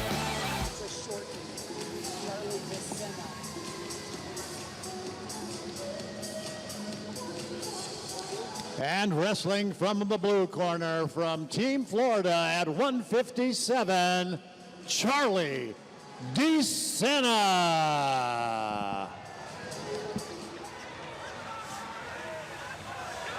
All right, here we go. 157 pounders to the mat. Second Lake Highland Prep prospect of the night. They already got one title from Tyler DeCraker. Now Charlie DeSena going to try to add a second title for Lake Highland Prep. And here we go, action underway. 157 pounds, Mac Crossan of Iowa. He's in the white and red, taking on Charlie DeSena of Florida in the blue. And DeSena with the go behind, needs a supporting point to touch for the takedown. And nothing. Oh, they do say a supporting point touched, and so was it confirmed? Ooh, Crossan with the counter. How are they going to score this? That initial takedown was never confirmed. There are no points on the board at the moment. Now 1 point for DeSena on the step out. Okay.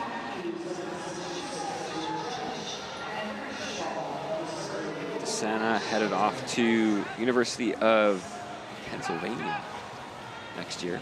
Yep, Mac Crossan headed to Nebraska. And Crossan in on the single leg. The other thing you see in Fargo, you really see the guys develop. Crossan was a guy, what did he win Fargo at? 88 pounds. 88 pounds in 2022, now up at 157. He's going to get the step out here to take the lead on Criteria. Yeah, 88 pounds. He's been wrestling at 165 for much of the season, so almost half. He won his Fargo title at almost half as much as where he's been competing for much of this year. And DeSena in the rankings down at 150. He's up now in the meet in the middle at 157. Yeah, Charlie DeSena, part of a really, really outstanding Lake Highland Prep program that was one of the top 3, I think, in the country this year, maybe second. They're so impressive at national preps, just watching them. It seemed like it was a, Lake Highland Prep dual meet, right? It's had so many guys in the finals. Yeah, and DeSena was a national prep champ this year. There's a shot. DeSena looking to finish this takedown on the edge. He trails 1-1 on Criteria. Head in the middle. Crossan looking to defend.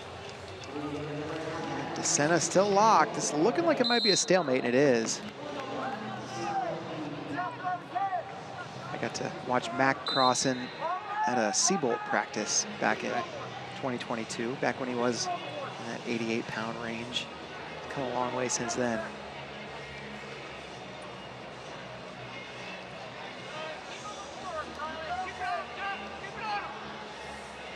DeSena was a Super 32 finalist this year, lost to Bo Bassett in the finals there. Also lost to Bo Bassett in the Beast of the East finals, but was a Powerade champ, Escape the Rock champ, and I already mentioned national prep champ. Finished 3rd at the US Open at 70 kilos. Nice shot from DeSena there on the edge. Crossan has stayed in bounds. And now DeSena gonna get some points here. Let's see what they go. Just one on the step out. Yeah, Crossan tried to threaten with that chest wrap. Not sure if he needed that. But just giving up the one on the step out, not the end of the world.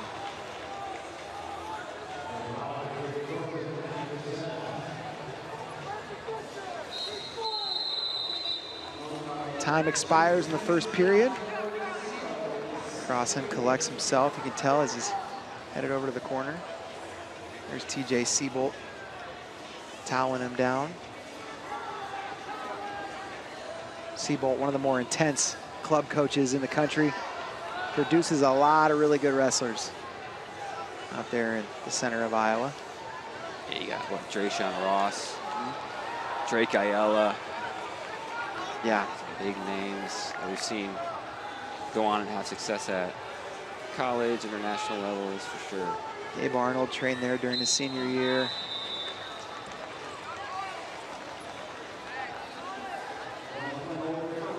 Yeah, if you're at Fargo or Tulsa and you see that Seabolt name in the team line, you know you're in for a good scrap. DeSena looking for to extend his lead. He's up 2-1 and looking for a go behind. Crossan blocking that go behind. DeSena looking for a drag. Couldn't pursue it because he didn't want to go out of bounds. And there's a shot from DeSena.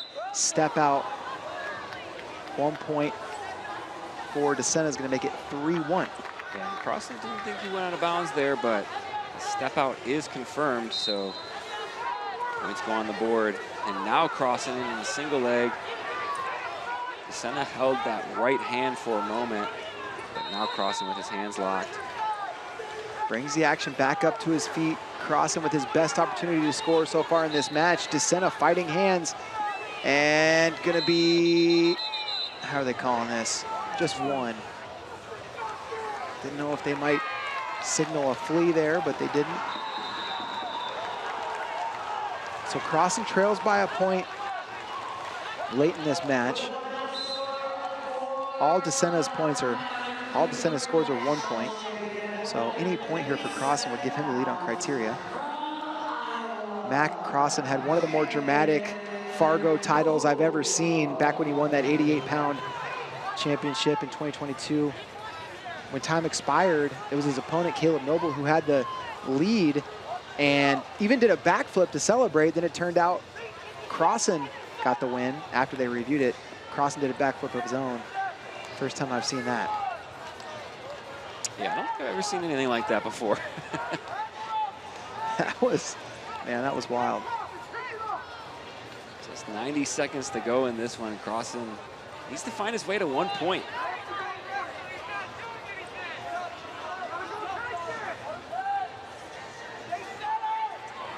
Seeing Crossan get his hands locked on the leg. If he can do that again, might be able to convert for a step out or even a takedown. But right now it's DeSena wrestling from this short offense position.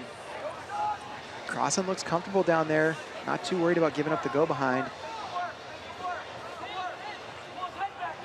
DeSena back up to his feet. Putting a lot of pressure on Crossan here. Not giving him much room to find an opening. And they're gonna stalemate this, bring them back to their feet. 49 seconds to go.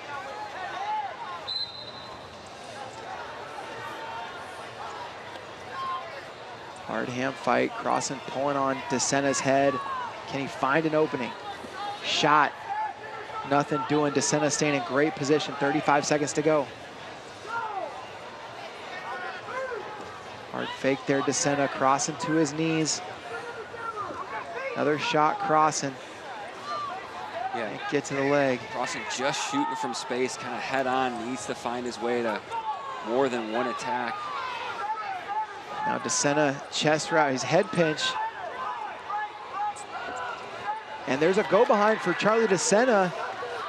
Doesn't need to get any more points here. He could just stay here. He's in good position. Crossan looking to hook an elbow and roll. It's gonna be Charlie DeSena with a 3-2 victory. Big clap. Fist pumps to the crowd. He's fired up. He gets his Fargo title here at 157 pounds. Really impressive, just disciplined positional performance from Charlie DeSena. Didn't give Crossan any openings. That's 2 champions now for Lake Highland Prep. Yeah, impressive from DeSena here. Coming up to 157, getting the win over a really tough Matt Crossan. And definitely more tactical match. Really had to stay disciplined, avoid over wrestling in positions, and take the points where they came.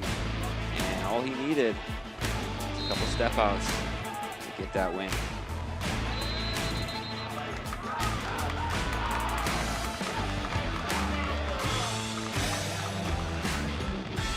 Coming up next, 165-pounders Melvin Miller after this.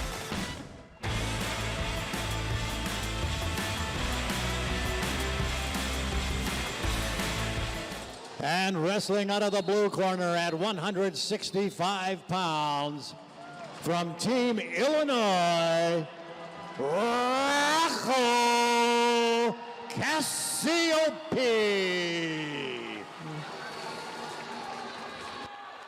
All right, here we go, 165-pounders coming to the mat. It's a Pennsylvania versus Illinois battle.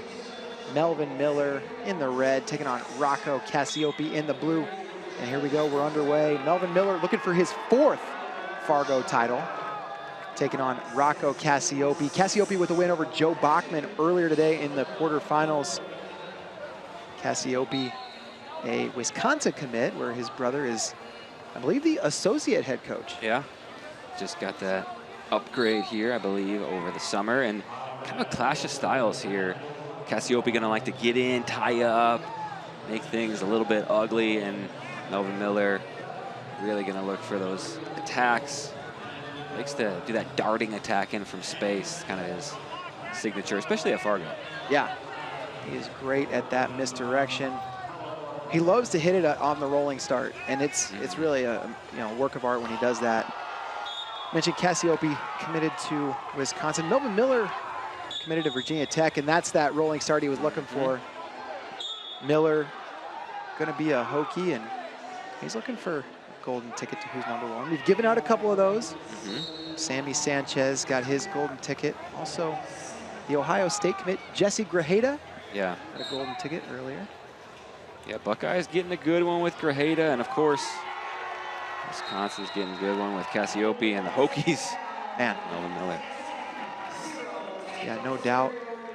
Recruiting has gotten more and more interesting. There's a shot. Miller in deep on the attack, switches off to the elbow, gets the takedown, and has a little bit of a cross wrist tilt situation locked up. Had to let go of it, switches off to the gut wrench, gets the turn. Cassiope trying to hook the elbow. It's 4-0. Miller in position to make this gut wrench work for more points towards the edge. Gonna try to pop his hips. Cassiope almost stepped over. Miller did a good job avoiding the step over. Could have ended up on his back, but didn't push it. Melvin Miller had an impressive Fargo title last year. I believe it was 2 years ago that he had to come from behind in dramatic fashion. Right now, in a convincing 4-0 lead. Yeah, we saw Melvin Miller. I mean, he's ready to compete at college, even on the senior level. Just a really impressive performance at the U.S. Open senior division, taking 4th place, 70 kilograms. Yeah, that was one of those performances that was really impressive, but you kind of wonder, you know, had Melvin Miller really just focused on either seniors or juniors, maybe he would have been a little bit better.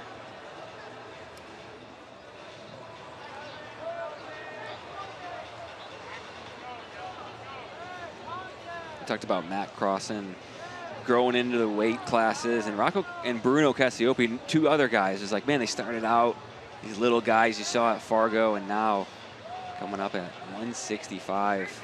Be interesting to see where they end up in college. You know, Tony, of course, the heavyweight. How big will the Cassiope twins get? Yeah, you wonder. You know, Tony, I mean, when he was in Fargo, he was like the biggest of his life. Yeah. He's much smaller now than he used to be. There's Melvin Miller getting some instruction from Eric Gibson and Bill Bassett.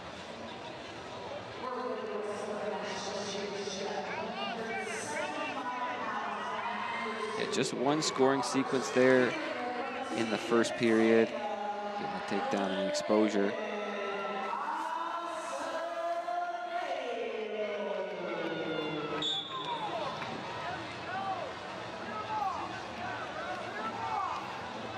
Shot Cassiope, a little drag counter attempt from Miller. Cassiope, though, a little re-drag. Back up to his feet. Miller has always been super, super slick, really dynamic offense, but his hand fight, I believe, is an area where he has really improved in the last year. Heavy hands, and it was one of the fun things to watch in that 3rd place U.S. Open match he had with Jordan Williams. Those guys were brawling. Yeah, and I'm curious too where Miller ends up, you know, in college. What weight class? Is he 165? Is he 74, 84, or does he stay light? Does he stay at 157? I'm curious too. I have literally no idea how big he's going to be. Yeah. There's no way to know. But yeah, I think for right now, 157 seems like the weight that he likes. I know talking with him after Jax Forrest graduated early, there was a lot of talk. Would a guy like Melvin Miller consider doing the same thing? And mentioned to me that, you know, I think they kind of wanted him at 165. He doesn't believe he's a college 165 pounder just yet. He is a whole nother year of high school. Wow, really nice. Clearing that tie, getting to the legs. Gets the takedown, looking for more points here. Got those knees together. Was close to an exposure, wasn't able to get it. And Miller wants to challenge. I don't know that this is a great challenge. And they're not going to throw it, yeah. Smart, and man, there's that diving attack from Miller.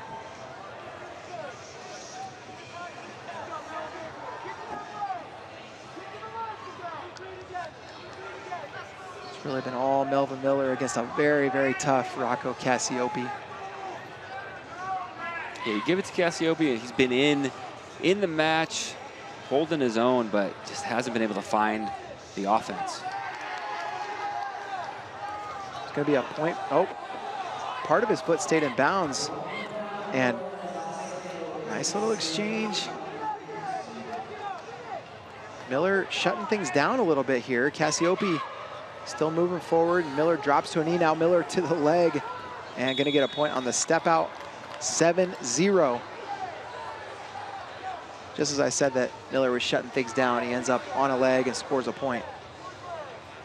Yeah, and, you know, part of you wonders, why doesn't Miller do that, you know, sooner if he can get to the legs like that? But with only 30 seconds left, doesn't need to force anything. He's also really good at that decoy game. Just looks so relaxed, forces guys to pressure in and then can score. Now Cassioppi looking to score from short offense, looking to drag and get around behind.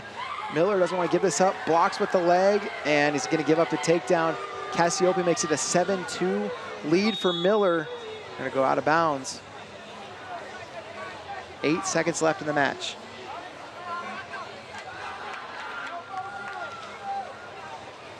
Miller composes himself, takes the long route to the center. Only needs to defend for these final 8. Oh, gives up another takedown. Cassioppi going to look for a couple of turns. Not much time to get him. And that'll do it. Melvin Miller, 4 Fargo stop signs. He could set up a full 4-way stop in the neighborhood. Yeah, that is an impressive feat. Melvin Miller, your champion at 165 pounds. Really no doubt there in the finals, but impressive fight from Cassioppi. Yeah, absolutely. Cassioppi scored his points late, never stopped fighting, but in the end, it's Melvin Miller, just ultra impressive. And here's a look at how he got those points. Went to the leg, switched off to that dump for the first takedown. And there's that gut wrench. Man, when you have parterre offense, it makes you so dangerous. It's such a differentiator. And man, that takedown was great. One direction, then the other. Locked in on the knees, and it was a step out. Good work from Melvin Miller. Gets the hand raise in his 4th stop sign. And wrestling for the championship at 175 pounds from California, Mario Carini.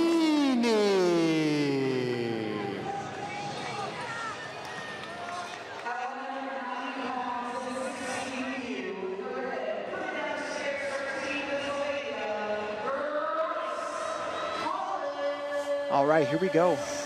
Action underway, 175 pounds, wrestling in the dark and now into the light.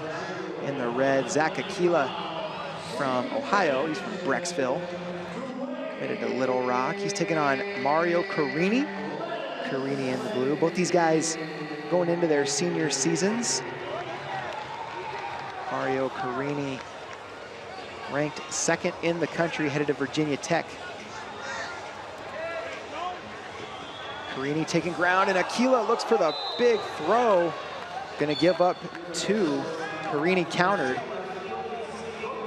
Yeah, because that was the throw from Aquila. It wasn't 4 points feet to back. It was a 2-point counter. Nice shot there from Aquila. And Aquila, he's had a, excuse me, nice shot from Carini, pardon me. Aquila's had a great tournament, but Carini wrestled what probably a lot of people expected to be the final in the quarters today. Number 3, Maximus Daybolt, and number 2, Mario Carini. Carini got the win there, and he's gonna get another point on the step out. He's up 3-0. So he's been well tested in this tournament already. Carini beat number 3, Daybolt, in the quarters. Then in the semis, he had number 13, Lucas Bowe. Okay. So Carini, is he in line for a golden ticket here? He is. Carini trying to represent Poway on that Who's Number 1 stage. I believe. Let's see, who's Poway's most recent? Who's number 1 representative?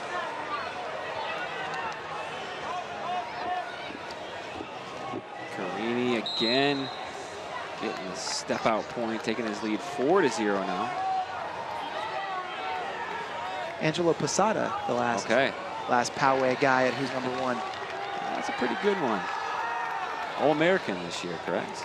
Yes, he was.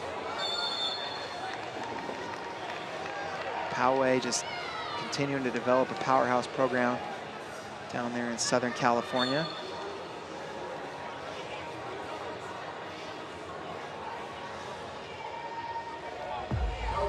There's another look. That shot from Carini.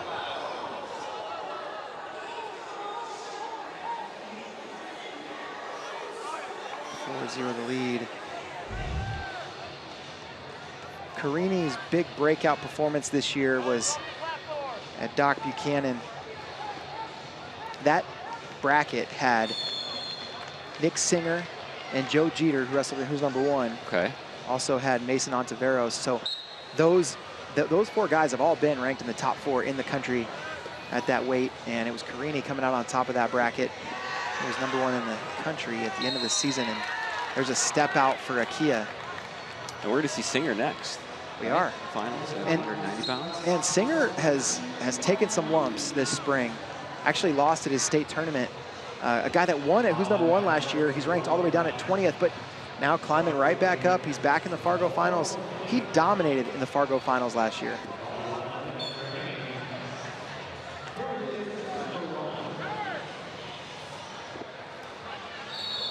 Aquila backing out of bounds, and are they going to get 2 on the takedown or just 1 on the step out? We'll see what they say. Takedown. Aquila wants the challenge brick. I don't think that's advisable. Yeah, and the coaches hold it there. Probably not going to get much with that challenge. You're at least giving up 1 point. Still fairly early in this match. We've seen that second periods can turn the tide, even if you're down by a few points. Wrestlers really making some great adjustments in these Fargo finals. No doubt. And Little Rock impresses in Fargo. They get these guys that are committed that you maybe haven't heard of, maybe they're not ranked, and then all of a sudden, here they are on the big stage. Aquila, one of those more recent ones. I've seen that from some other guys over the years. I think Brennan Van Hookey was one of those. Mm-hmm. There's a shot, Carini locked on the single leg. Trying to improve this position now. Elevates, brings this up, and time gonna run out. A great first period there for Carini. Everything working right. 6-1 lead at the break. Aquila gonna need to make some adjustments in these 30 seconds. Quick update, Melvin Miller, golden ticket has been delivered. All right. He's fired up. And who are some of his potential opponents? Who's number 1? I think the match to make, and probably the headliner of the event, would be Cam Howard. Yeah. Melvin Miller, Cam Howard, I think at 157 would be just a fantastic matchup.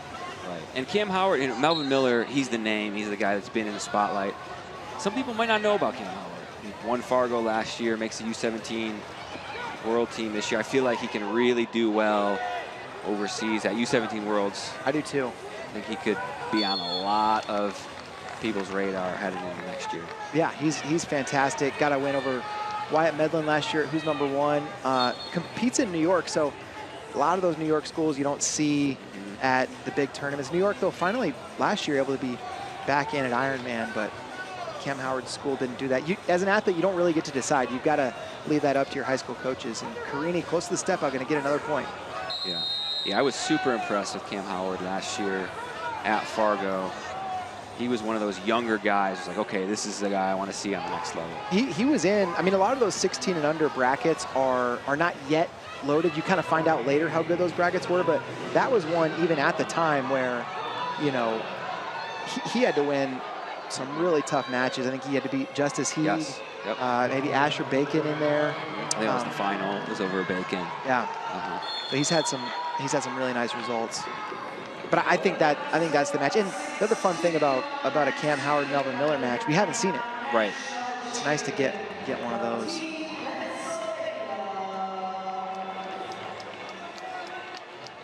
Seven to 1 now, Carini. Still early in the second period here.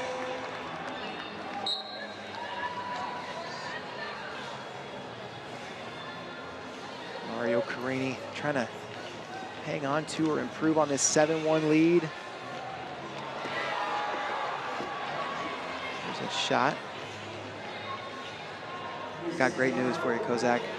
Just got a message from Ironman director Corey Haddad. He says Cam Howard will be at Ironman this year. That's great. So can't wait for that. That is going to be one of the most loaded weekends of the wrestling season. Ironman the same weekend as the National Duels Invitational and Iowa versus UNI. And look at this, Zach Akia shot, takedown into the lace. He's up, or he's Oh, wow. 7-7 now. Leads on criteria. Carini trying to defend and gets his knees apart. Man, that's critical. Yeah. It looked like Akia might just keep that rolling. Yeah. He's having some trouble with his forearm or maybe bicep. This is exactly what I said. You never know what can happen in these second periods, and we're seeing it unfold again here with Aquila, where it's down 7-1. Looks like Carini is cruising, and now leading on criteria. But man, you talk about that weekend. You said Ironman, National Duels. It's like CKLV's right around that time as well. It's like that is the time where it's just, that's the wrestling fan's dream. And that's why you need a FloWrestling subscription, right? You do. Also, by the way, that weekend, Iowa versus Northern Iowa, that dual meet has not happened in well over a decade. Right. And we're going to get that. That's that Friday. Yeah. So then you start with Iowa, Northern Iowa, and Ironman Friday. Saturday, you got Ironman in the first half of the National Duels Invitational. And then Sunday, the second half of the National Duels Invitational. Doesn't get better than that. Yep. All live on FloWrestling. And you see again, Aquila looking to score here. He's got him rear stand, takes him to the mat, 9-7. And he has found new life the back half of this second period. 8 straight points for Zach Akia. Minute 9 to go. Carini needs to find points now. And there's still a lot of time left in this one. You don't need to force anything. You don't need to panic, but that's a tough lesson for a young wrestler to play out here on a big stage. Yeah. And now look at this. Aquila runs around looking for the takedown. Nothing yet.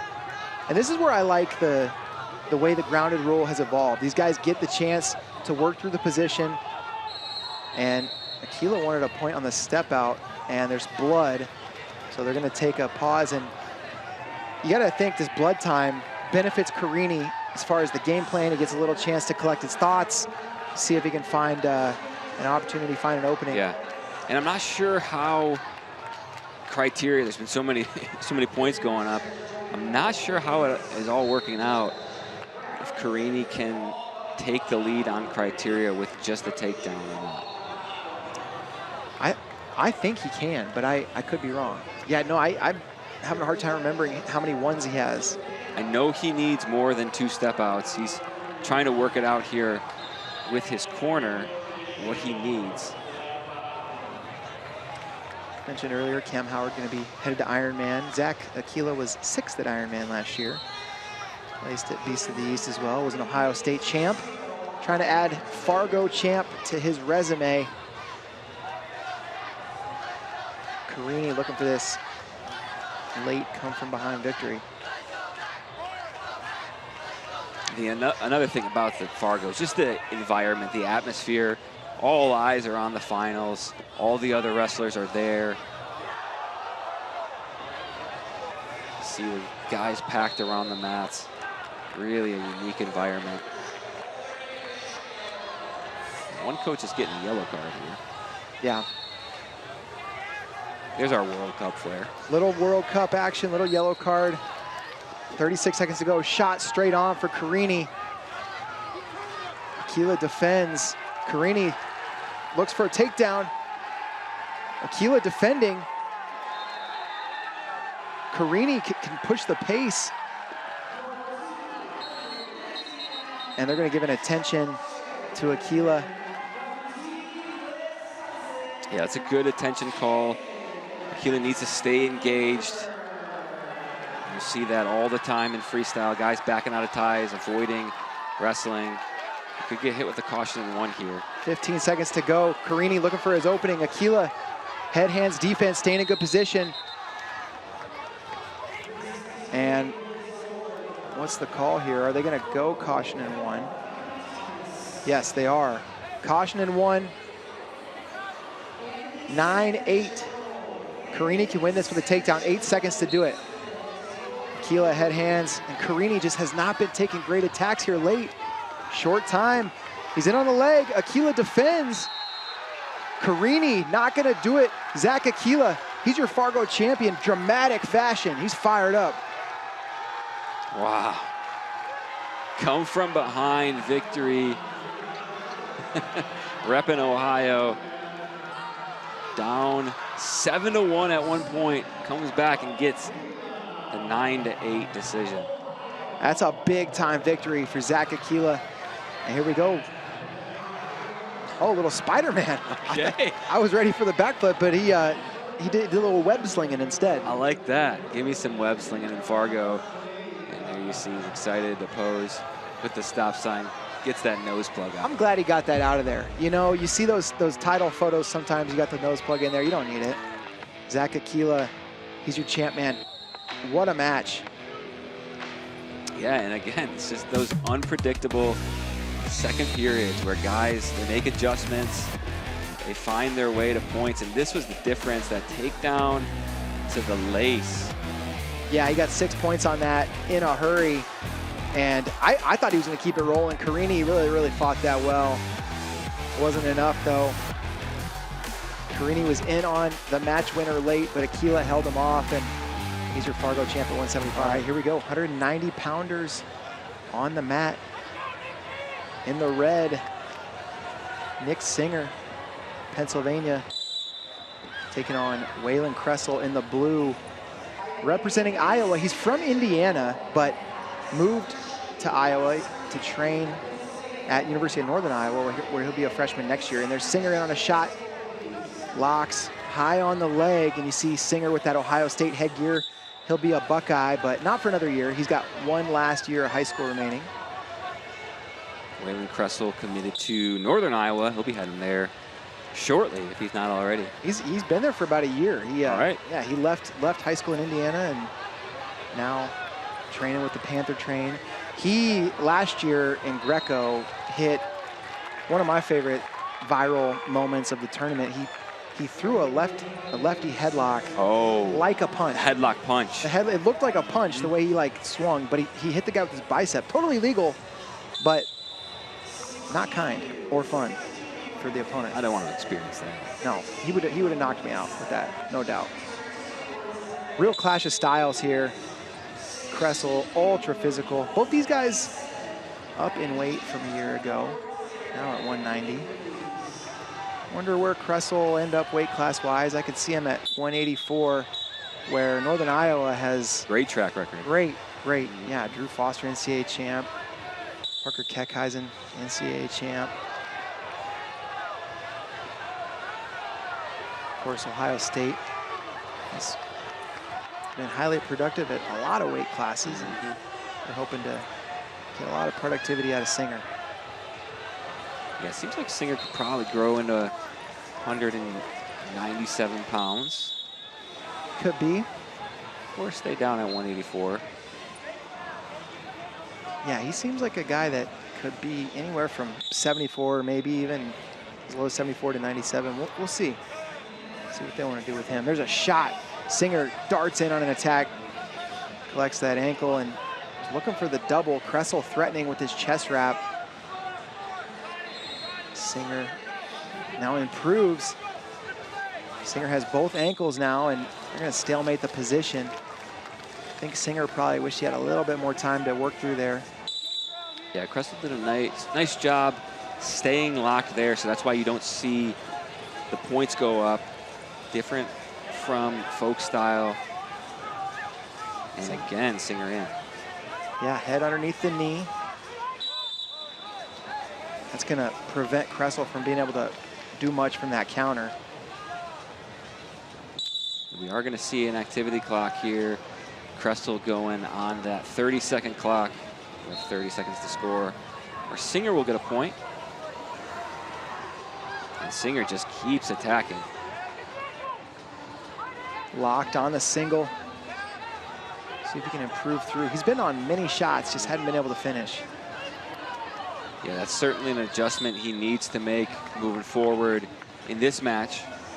Just getting there and just pausing. And obviously, you know, Kressel's doing a great job preventing him from progressing through those positions, but Singer needs to make a concerted effort to not just get to that leg, but to work to his finish. Singer actually beat Kressel last year in Fargo. Also beat Ontiveros. Mason Ontiveros of California. A couple really solid wins there. Kressel had his best performance at Super 32. He won the title in the fall at 175.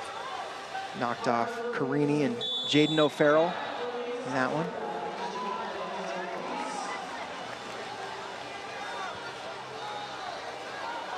Head to the break here. There's Nicholas Singer. He's got Vincenzo Joseph and Pat Santoro in the corner. Recently retired head coach, Lehigh, and then hired for the Pennsylvania RTC. That's Philly Wrestling. There's Waylon Kressel. He's got Doug Schwab over there in the corner. Talked about that Northern Iowa duel. We'll see if Kressel punches his ticket into the lineup at that point in the season. If so, we could maybe see a showdown with him and Angelo Ferrari.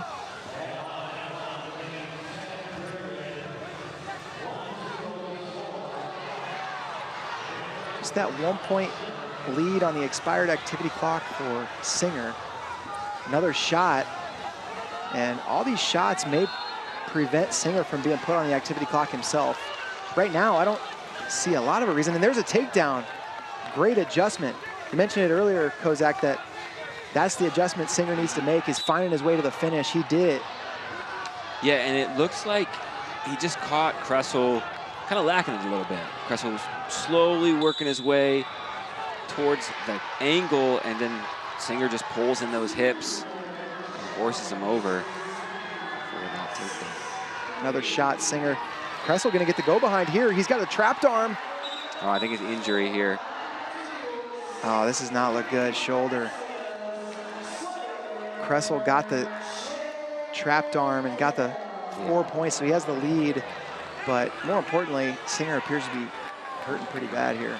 Yeah, you could see it almost immediately where Singer shoots in, that shoulder gives way, and it just kind of balls up. That go behind looked a little too easy. Yeah. You know, sometimes we see these shoulder injuries. People are able to wrestle after. Alex Hidrick from the World Team Trials definitely stands out there.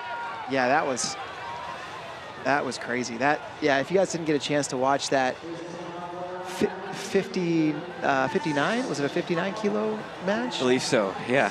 And Alex Hedrick, that was rough. All right, and hopefully Singer will be okay, but Kozak, Fargo always does set the stage for who's number one. We've already mentioned it. 3 golden tickets handed out so far. Sammy Sanchez got one. Who else got one? Jesse Grajeda. Grajeda, yep. Yep. The And then Ohio Melvin State Miller. kid. Melvin Miller, Virginia Tech commit. Those 3 guys already going to be invited. But yeah, who's number one going to be great. It's going to be in September this year. I don't think we've officially announced the date and location, but looking forward to doing that soon. Hopefully Singer able to continue, and he is. They're going to go parterre on the restart. Kressel on top. And Singer defending up on his knees. A lot of time here. Over 2 minutes still in this match. You see Singer still kind of making a fist, pumping out that arm, testing his grip strength. Man, these state accolades, these teams, there's a lot of state pride on the line, and Team Iowa, I think, pretty pleased to pick up Waylon Kressel from Indiana this year. That helps. Sure.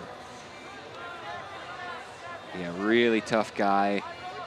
Kind of fits that Northern Iowa mold too. Guys that are going to wrestle hard, hold really good position, hand fight hard as well. And Singer, you see, kind of keeping that right arm at home. Haven't seen him fire off a shot just yet. Shot Singer, nice counter there from Kressel. Gets the go behind again, and now extends his lead at 6-3.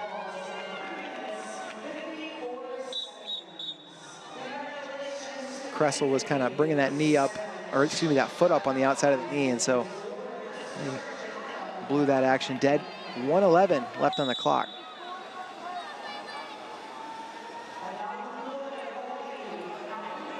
Hard collar tie there from Singer. Yeah, and if you're Kressel, you just got to stay disciplined. You know, Singer might be a little compromised. You don't need to force anything with a 6-3 lead here. Go behind attempt there from Kressel, and he's going to get this takedown. 8-3. 35 seconds left to go. Get a restart. Singer's got to find a takedown into a turn. Yeah, you credit Singer for finishing this match, you know, dealing with the injury, dinged up after a hard tournament. 30 seconds to go. Kressel just holding position. Yeah, that's really all he needs to do. Good baseline defense is going to close this one out. Singer not really even able to attack. That shoulder clearly not right. Yeah, and both wrestlers, they know it, and they concede the last 10 seconds, and Waylon Kressel, he is fired up. Yeah, he's letting the crowd know. You love to see it. You love to see it.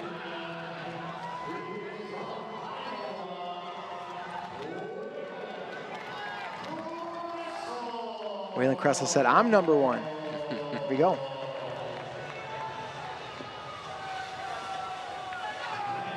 And he is a senior, so not going to be getting the golden ticket, but is going to have the privilege of going off to Northern Iowa and wrestling there. And first period, Singer with that takedown, takes the early lead, but then the go behind, the turn. From that point on, it was all Kressel after the injured shoulder. Really impressive tournament, though, from Waylon Kressel start to finish. Yeah, no doubt. You know, you love to see it. You love to see a guy put in all that work and get it done. 2 matches left. We'll let the PA introduce our 215-pound finalists. In the red of Team Indiana, Sam Howard.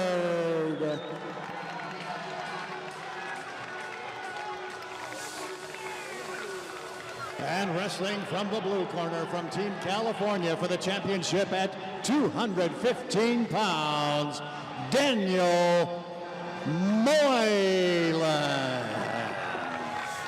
All right, here we go, 215-pound final coming at you.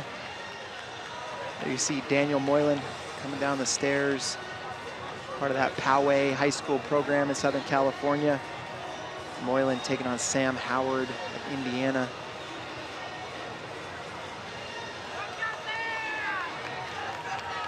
All right, here we go.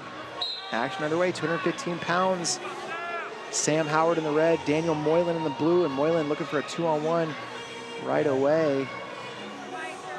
One of the great things about Fargo every year, and there's a shot from Moylan, Howard defending. It's great to see guys really kind of establish themselves, make a name for themselves. Sam Howard, the guy that's doing that, he still has a year left in high school. He's a state finalist in Indiana this year. Lost to Michael White. Michael White was kind of the guy last year, right, making his presence known. Was up to #1 at points during the season. And Sam Howard gonna climb pretty high. Not in the rankings just yet. Was just short. There's a point there for Howard. Howard was fell just short in Fargo. Went 2-2 in Super 32 last year. Was a state finalist in Indiana. And here he is in the Fargo finals. He had a couple really nice wins throughout the tournament. Beat a couple ranked guys. He beat Ladd Holman, the Oklahoma State commit, and beat Decker Bechtold. And look at that, Moylan. That was nice. That was a nifty little turn there. You don't see too often. Oh, they went 4-2. Little bit surprised by that. And Moylan's got a cut. Mat official just went 2 blue, but apparently the judge in chair went 4 red, 2 blue.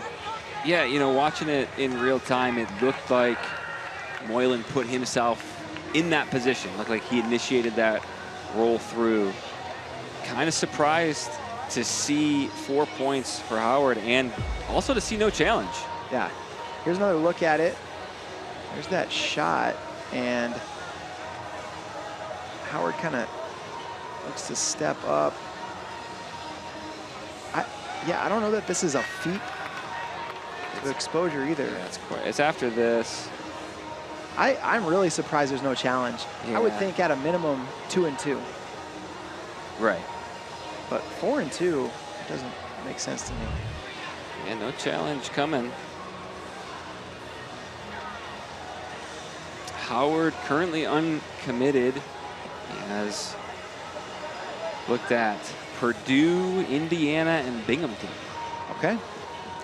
3 of the schools he's visited so far. I have a feeling he may take a few more visits after this. little raises his eyebrows a little bit there. Staying relaxed and having fun out there. Yeah, you can make a lot of money on the recruiting front in Fargo. Last year it was Lucas Ricketts from Kentucky who had kind of been off the radar, had been, you know, just short of placing at a bunch of big events, and then won Fargo. And now he's committed to NC State. That is a nasty cut. Moylan's eye. All right. Be surprised to see some more blood time this match. Yeah, I have a feeling. 5-2, no challenge, and the 4-pointer for Howard is big time.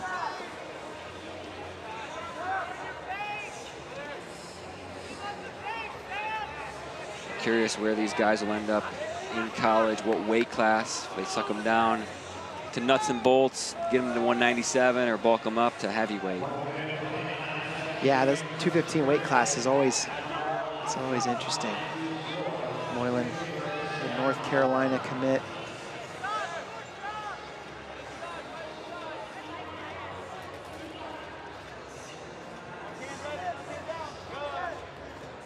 Minute 9. Shot Moylan. Howard catches it coming in that front head position.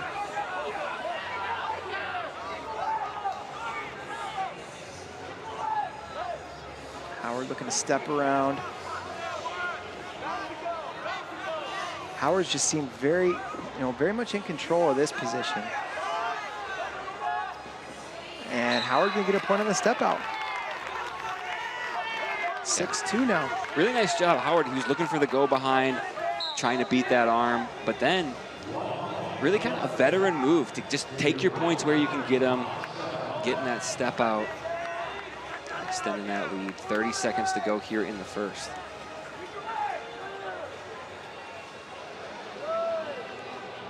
Howard staying in good position, gets to that underhook. Moylan pummels out, clears the position.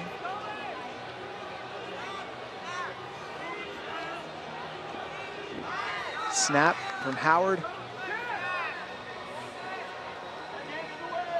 Time ticking down.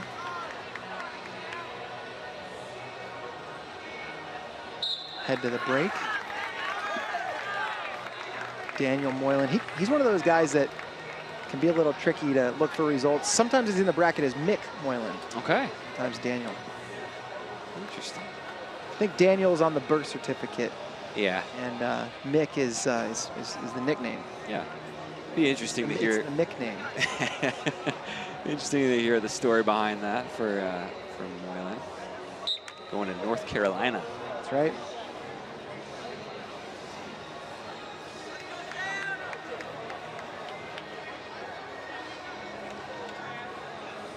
And we'll see. The story of these Fargo finals have been the second period adjustments.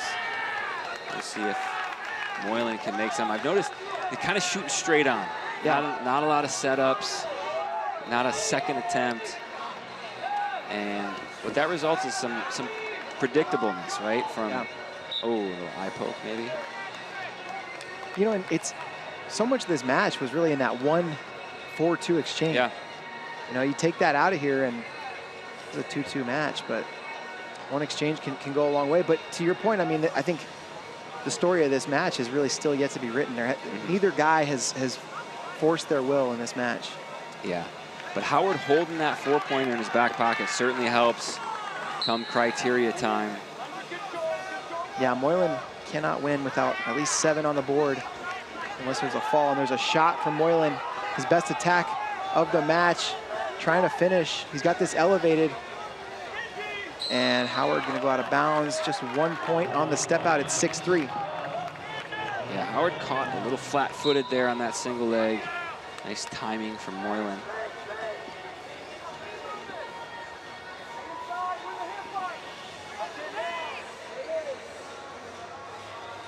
Moylan picking up his face out. Finds his way to a leg off of Howard's snap. Nice adjustment, but instead of going 2 hands on the leg, oh, wow, he whips him over. Only just one. He's almost going to get exposure there. And you see the horsepower of Moylan. No points on the board yet. They do give him 2. Okay. Wow, okay. 6-5. Takedown would put Moylan in the lead, so that 2 points is big.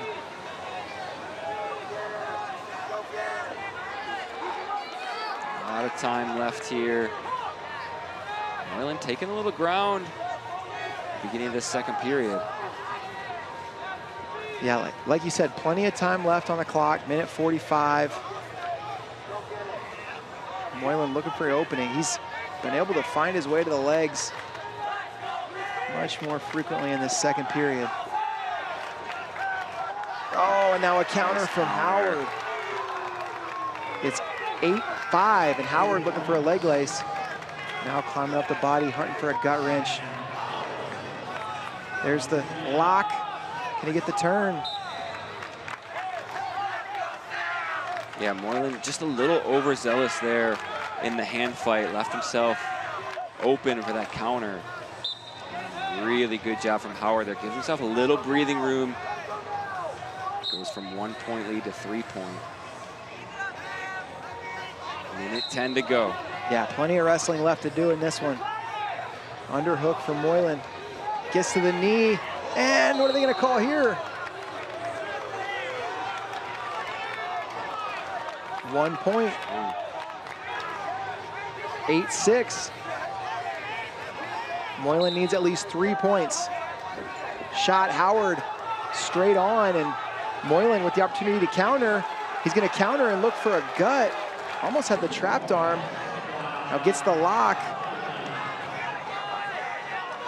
Moylan doesn't appear to be real confident in his parterre offense, so he's gonna try to do this on his feet. 47 seconds to go. Yeah, errant shot there from Howard. Kind of forced it from the outside. He doesn't need to do that. It's No. Old position, hand fight. Might be feeling the pace of this match a little with 47 seconds to go. Another shot. Oh This my time gosh, he he gets missed to it. Wow. It was similar to the last one. It didn't seem super advisable, but this one he got to, found the angle, and Moylan bleeding like crazy right now. 30 seconds to go now. Big cut open on Moylan's forehead. The referee's not stopping it. Yeah, he though. doesn't. He All doesn't, right, care. he don't He doesn't care. care about this blood. All right, I like it. I think Moylan just, or Howard just slipped on Moylan's blood. It's all part of the game for this referee, but we're gonna finish this. 20 seconds to go. I believe this is a Colorado official. Okay. 15 seconds left. Howard defends. They're going to go out of bounds. Another point. Moylan needs 4 points some way, somehow, with 11 seconds to go.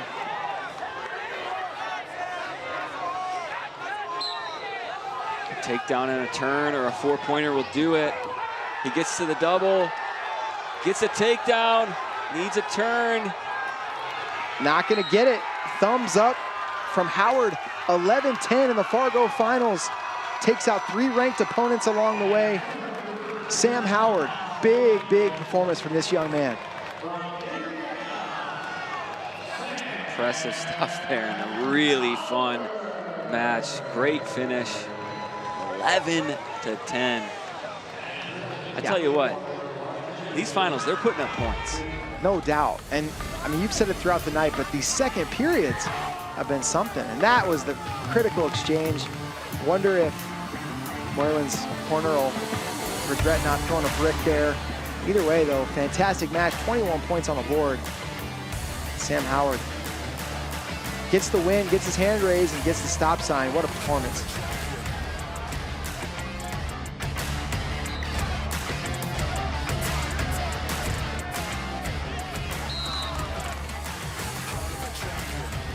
So many points in this one.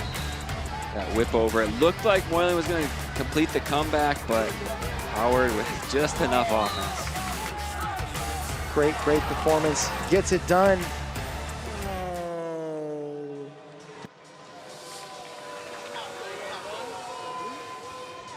And wrestling from the blue corner for the championship at 285, from Wisconsin, Tyson Martin.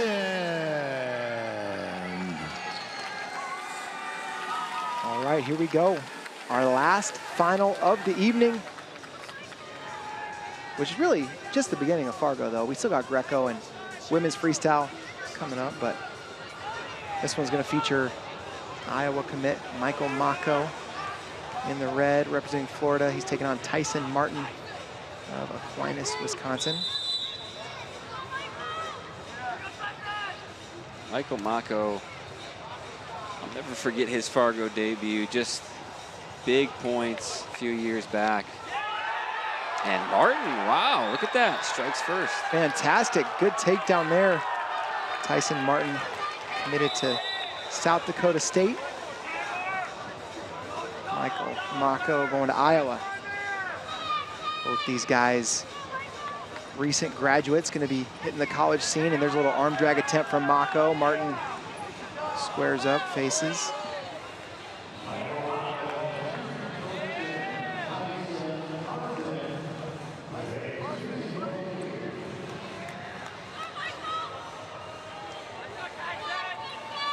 Mako from Florida. Florida, one of the top 20 states for producing All-Americans and Fargo champs over the years. Ranked 15th in champs and 17th in All-Americans. Nice snap from Mako, but can't find the angle to run around. Mako heading off to Iowa. be behind All-American Ben Keeter. It'll be interesting to watch that, you know, roster battle this year, next year as well. You gotta believe Keeter, the leader in the clubhouse there, but I think Mako could make that interesting. Yeah, I agree with that for sure. Passivity call against Michael Mako. And that you can hear that Wisconsin crowd fired up. Shot Mako. Gets the takedown. He takes the lead on criteria 2-2 and going to look for this bent leg and not going to get it. Martin's doing a nice job in the hand fight, threatening with his arm drags. Really striking first. Setting the tone here. Now Mako leading on criteria with a minute to go in the first.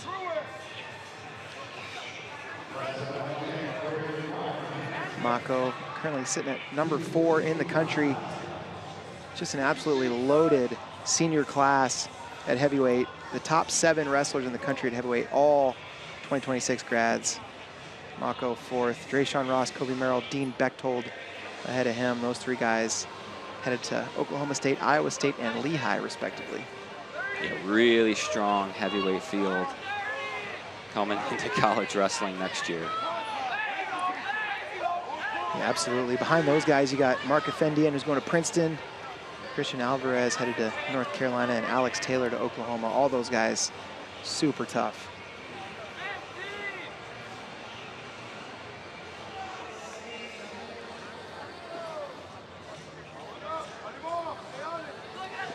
Still just 2-2. Heading into the break here. Mako leading on criteria.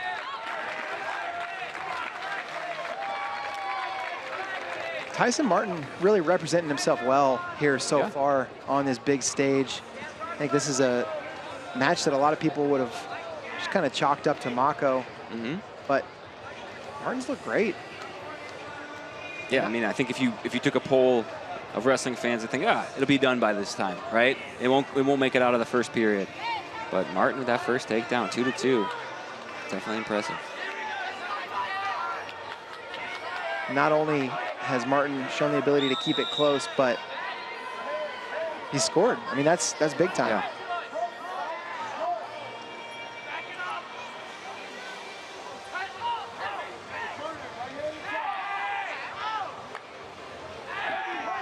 Another shot. Martin gets a takedown into a lace, and are they going to go caution? This is similar to that Kyle Snyder situation. Mako didn't stick his head down, but he did dive out, and they are going to go caution one. So he's going to go down in forced parterre.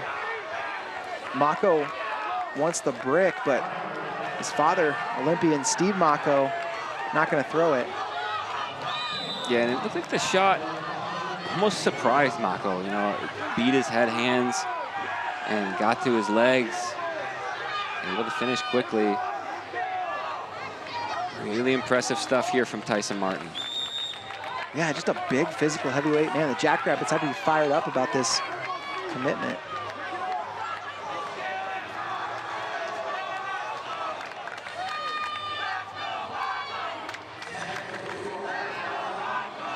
A bit of a delayed start here. Taking their time on something, and Mako seems confused, maybe a little perturbed by the delay.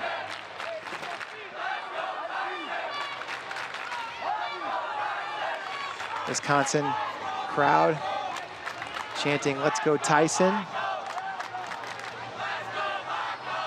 You got the "Let's go Mako." Man, you know what? We'd love to see it. Wow. Crowd going nuts. Yeah, and that's the atmosphere of Fargo, right? Just high school wrestlers fired up, cheering on their state, their teammates. And you see those Wisconsin fans, they are fired up. So the clock must not have started on time, so they ticked off a few more seconds. 2:26 to go in the second period. Mako reaches for the leg and not able to get to it. Martin mixing in some good fakes here, keeping Mako a little bit off balance. Mako snaps, and Martin dives out of bounds this time. They're going to go caution against him. Yeah, they are. So point on the step out and a caution in one is going to make it 5-4. Both guys now with a caution in one, and Mako going to get his opportunity and force parterre, see if he can take advantage. And it should not be forced parterre because they got a step out. So they weren't in the parterre position, but maybe they are. They are now. Okay. Mako going head in the hole, lace. That might be a rule change that I'm not familiar with.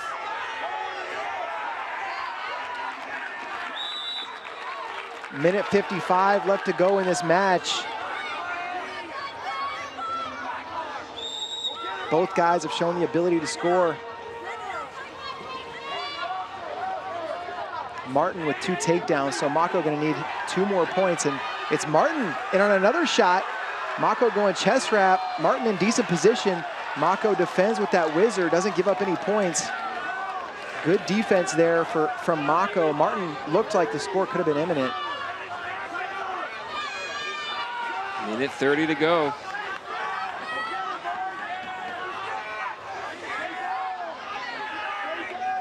Martin's wrestled a masterful match so far. He's got the 1-point lead. And Mako got a finger to the eye. Needs a little bit of time to collect himself. Trainer gonna come out, take a look.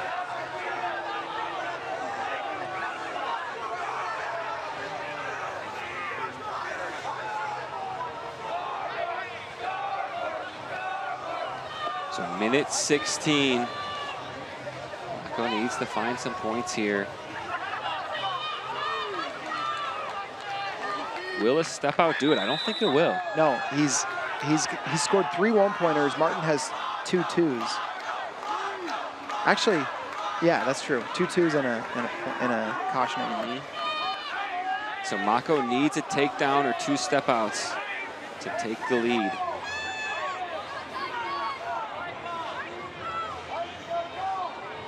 Short time left. What's Mako's go-to attack? Under a minute. Nice snap. He needs to follow that up. Hard club there from Martin. Mako seems like he's waiting for the last second.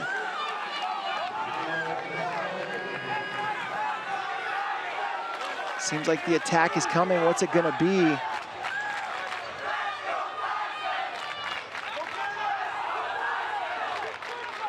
Shot Mako to the double leg, gonna get 4. Martin gonna get 1 on the counter. Oh, just 2, so it's 6-6. Wow. Martin leads, and I mean, that looked like 4 to me. Yeah, we're gonna see a brick here. Only 2 points confirmed. How is that anything other than 4? Yeah, oh, there, now the 4 goes up. Okay, okay. All right. And then Martin gets the 1, yeah, so 8-6, 11 now, seconds. Mako holds criteria. Yes. Leading 8-6 with the 4-pointer. Yeah, that's a 4. That's feet to back. So Martin's gonna need to get to 9. Martin steps out. That's gonna make it 9-6. 7 seconds to go. Martin needs a 4-pointer or a takedown in turn. And man, Martin wrestled 5.5 perfect minutes, but you gotta have 6. Yeah, and Mako not happy with the performance. Kind of shakes his head. Yeah, you've seen him with some big celebrations in the past. This is one where Mako was not happy with his performance, but sometimes you just gotta do enough to get it done. That's what Mako did here. Yeah, and really, great job from Mako. Didn't force anything, right? Kind of collected himself. You said it. 1 takedown coming, and there it is, the DJ from Mako mixing it up there for the fans. Yeah, he didn't have a great celebration, a big celebration at first, but man, he rounded it out with a pretty nice one. That was fun. Here's with the stop sign. Yeah, but great job. It really shows the composure of Michael Mako holding for that last takedown. Gets the 4, and a really fun way to end these finals. Yeah, I mean, what a fantastic night of action, and that 4-pointer like you said, I mean, that was the cherry on top of just a fantastic set of finals and big four-pointer. Dude, I thought he was waiting too long, but man, I was wrong. He timed that attack perfectly. Right. Well, Kozak, it's been a fantastic night of wrestling from top to bottom. Did you have a favorite match or moment from the night? Man, it's hard to pick just one because we saw so many of the matches be decided in the last second, or so many matches put up big points. And so, man, I don't know how to choose one. Antonio Mills, the come from behind, that one really stands out to me. Down big, and then makes that statement coming back in the second period. And hits the backflip that he kind of flubbed at who's number one. Exactly. Here's what happened throughout the night. Great set of finals. Sammy Sanchez over Hayden Schwab, two elite prospects. That was a fun one. You know, Tyler DeCraker, how impressive was he against a very good Dawson Youngblood? Yeah, so impressive. Defense into offense. DeCraker, really great. Minnesota's getting a good one there. And then, man, Jesse Grajeda, also super impressive. You know, the Ohio State commit, also golden ticket, right? Yep. Very, very impressive performance there from Grajeda. Yeah, and I mean, the top half of the lineup, obviously that Michael Mako finish was great, but Waylon Kressel, I mean, that guy has come a long way in a year. He looked outstanding. Fantastic performance by the UNI commit. Obviously, Melvin Miller, always fun to see. Yeah. For John Kozak, producer Philip Hopwood, and our entire Flow Sports production team, I'm David Bray. Thanks for watching the Boys Freestyle Finals. This has been a presentation of Flow Sports. For more information, visit flowsports.com and flowwrestling.com. Tune into the boys Greco-Roman finals this Wednesday, the 15th, and the girls freestyle finals, Saturday, the 18th. Thank you and good night.